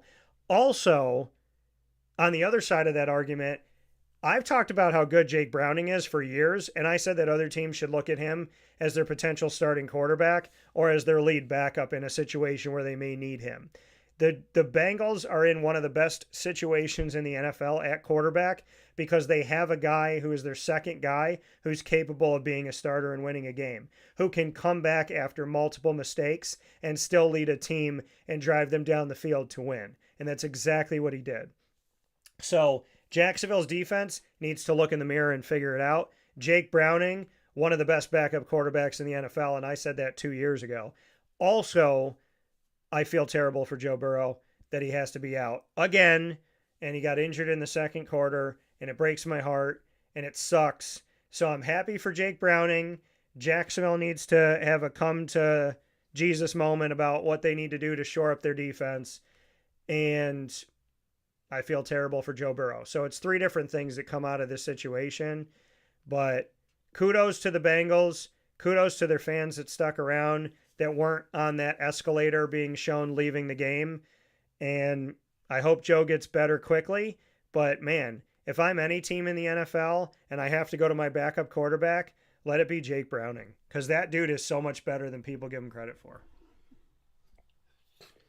Yeah, and you know, the number one question that comes out of this whole situation is, when are they going to protect him with a good offensive line? Yeah. He's been in the NFL now. This is year 6, right? 5, 6, whatever it is. 5. Wait. Yes, year 5. Or whatever it is. He was drafted in 2020, so yeah. Year 6. Yes. Yeah. So year 6. Yeah. So you've had 6 years to get him offensive line help. The year they took the Jamar Chase in 2021, there was arguments that they should have taken, I forget which offensive lineman it was. They should have taken a lineman, but they weren't going to. Penei Sewell. Fell in the lap of the Lions. Yeah. In 2021. They should have taken a lineman, but I argued and predicted that they wouldn't, because I said there's no way that they're going to not give him his teammate from LSU. Correct. And I understood why they took Jamar Chase. Yeah. But why haven't you drafted a lineman since? I think they drafted one for they took Shamar Stewart in the first round this year. Yeah, and he got hurt in this game too. I forgot about that. Did he? Shamar Stewart. I feel bad for that kid. There was multiple defensive players that got hurt in this game, including Stewart, and Joe Burrow got hurt in the game. By the way, Jamar Chase was a big reason why they won the game. Yeah. And seriously, like, you build offensive line through the draft. Look at the Jets right now. 3-4 years ago, our offensive line was horrible. Yeah. But what have they done? They draft Elijah Vera Tucker. They draft Joe Tippmann in the second round. They draft big left tackle from Penn State, Olufas Chanu. Now they draft Armand Membu. That's 4 top 2-round picks spent on linemen in the last 4 years.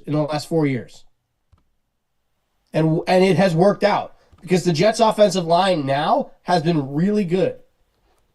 The Jets' offensive line is not what lost them this game on Sunday against the Bills, because the line was good. Bills just have a very good run defense, and you know, their defense is very good. So I'm not holding that against the offensive line. Plus, you lose AVT for the year. That doesn't help either. But as far as the Bengals are concerned, you need to be drafting offensive linemen.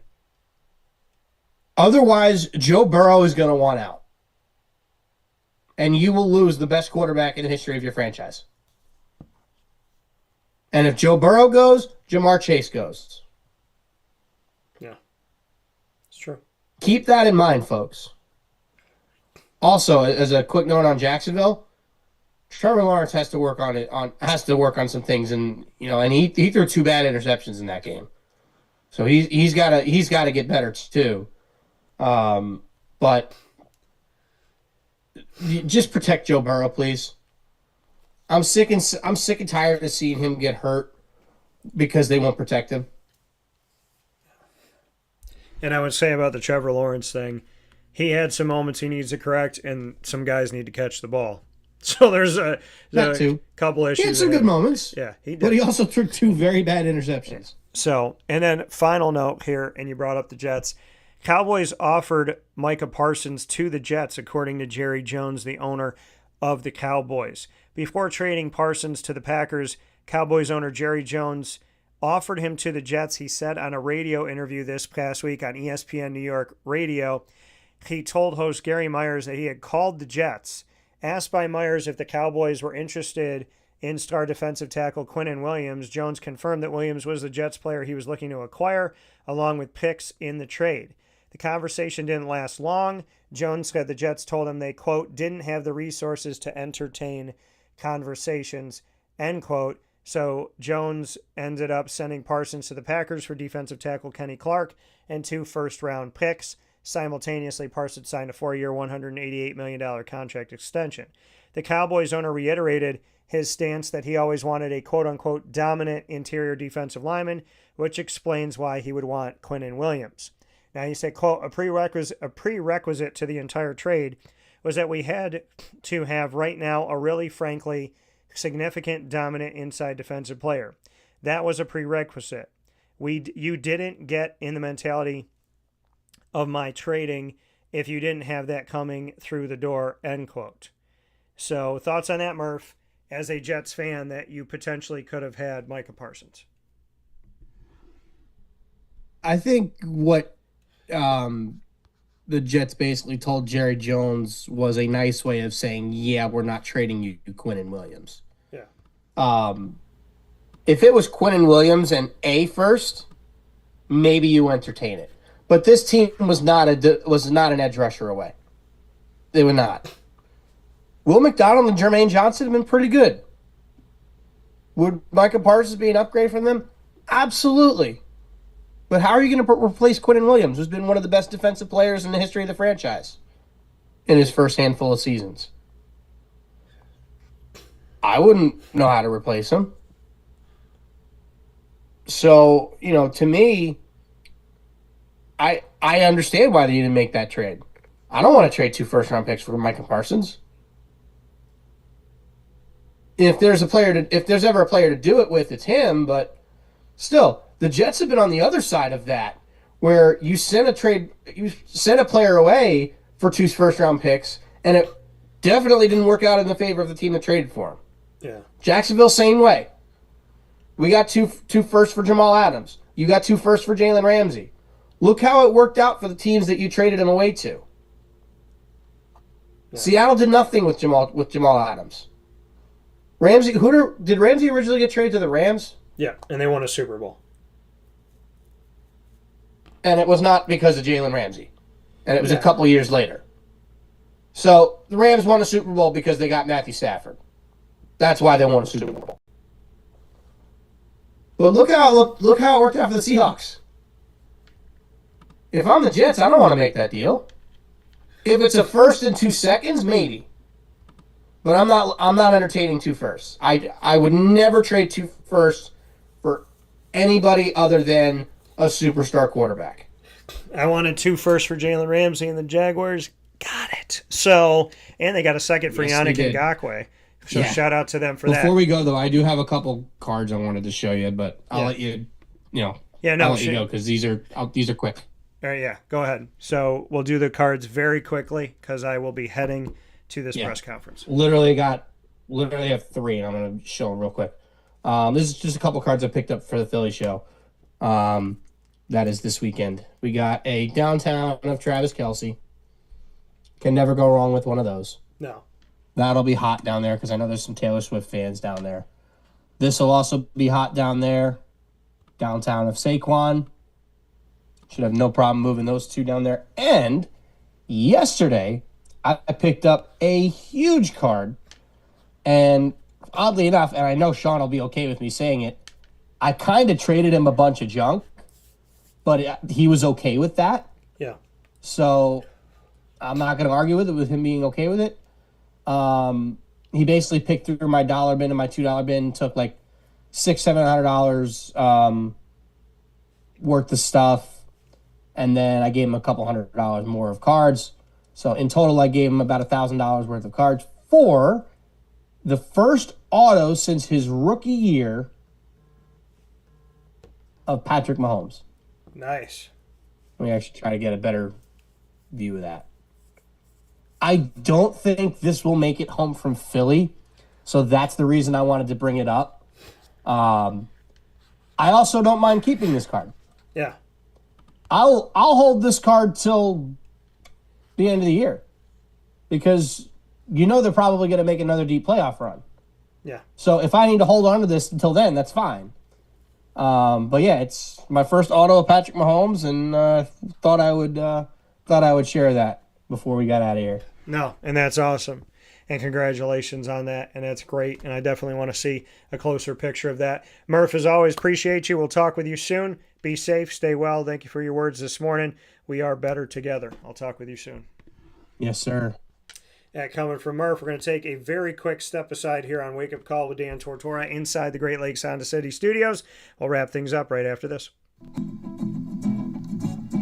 Hi, this is Amy from Mother's Cupboard, home of the whole frittata. We are open daily 6 a.m. to 1:30 p.m. For takeout orders, call 315-432-0942 and tune in to Wake Up Call with Dan Tortora for our monthly food challenge and try our Wake Up Call signature menu item available 7 days a week.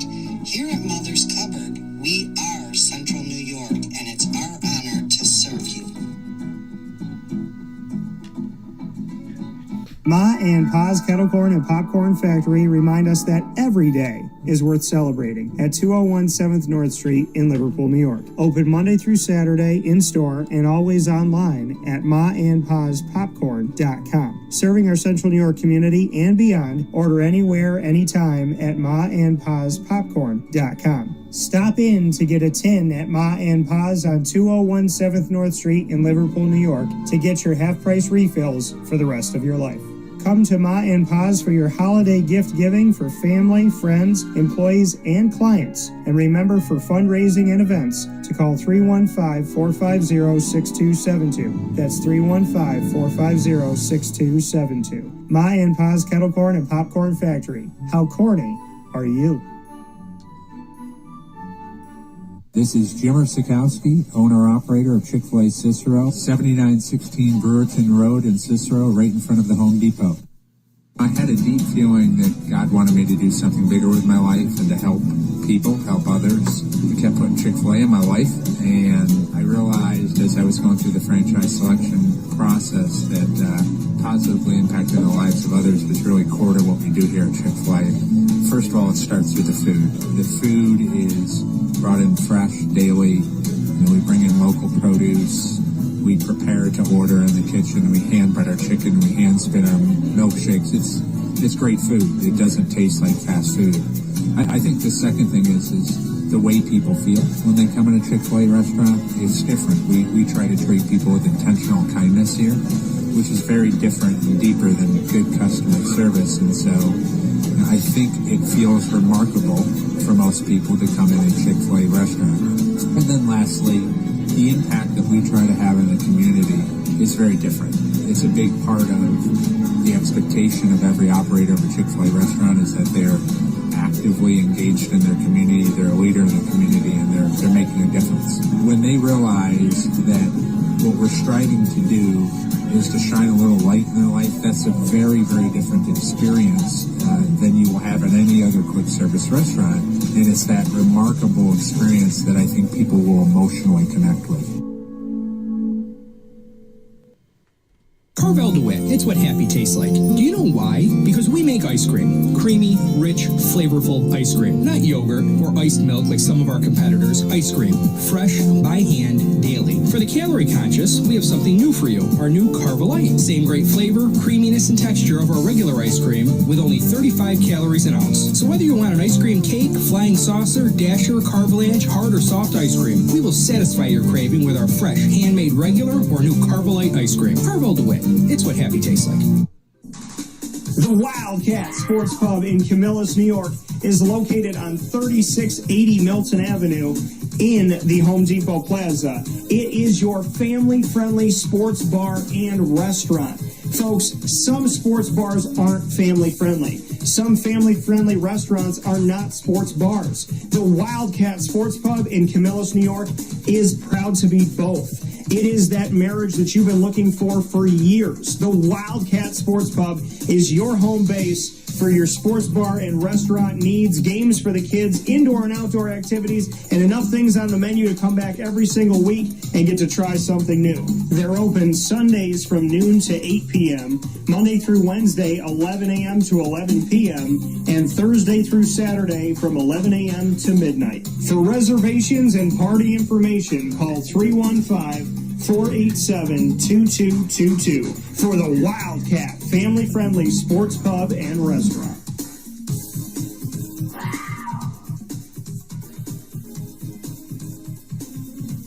GG Cards and Breaks. Like, comment, subscribe. GG Cards and Breaks coming to you on 639 Delmar Place in Syracuse, New York is your one-stop sports card and trading card shop. Make sure you make your way out there Tuesday through Saturday from 10 to 6, Sundays from 10 to 5 to be a big kid with sports cards and trading cards alike, as well as everything you need to keep your cards protected, all different top loaders, sleeves, and binders, and ways to travel with them and showcase your cards. GG Cards and Breaks, keeping that kid spirit alive all the time on 639 Delmar Place in Syracuse, New York.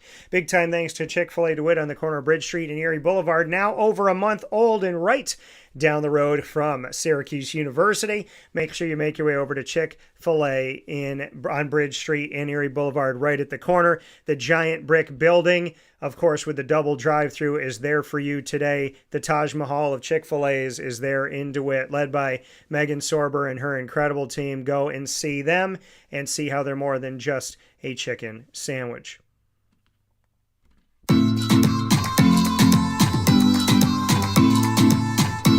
Big time thanks to Brian and Stratton College of Syracuse for being exclusive multimedia marketing partners with Wake Up Call with Dan Tortora. Find the Bobcats every week in the Bobcat Buzz, and you will, every single month inside the Bobcat Buzz. Student athletes, coaches, administration, and alumni.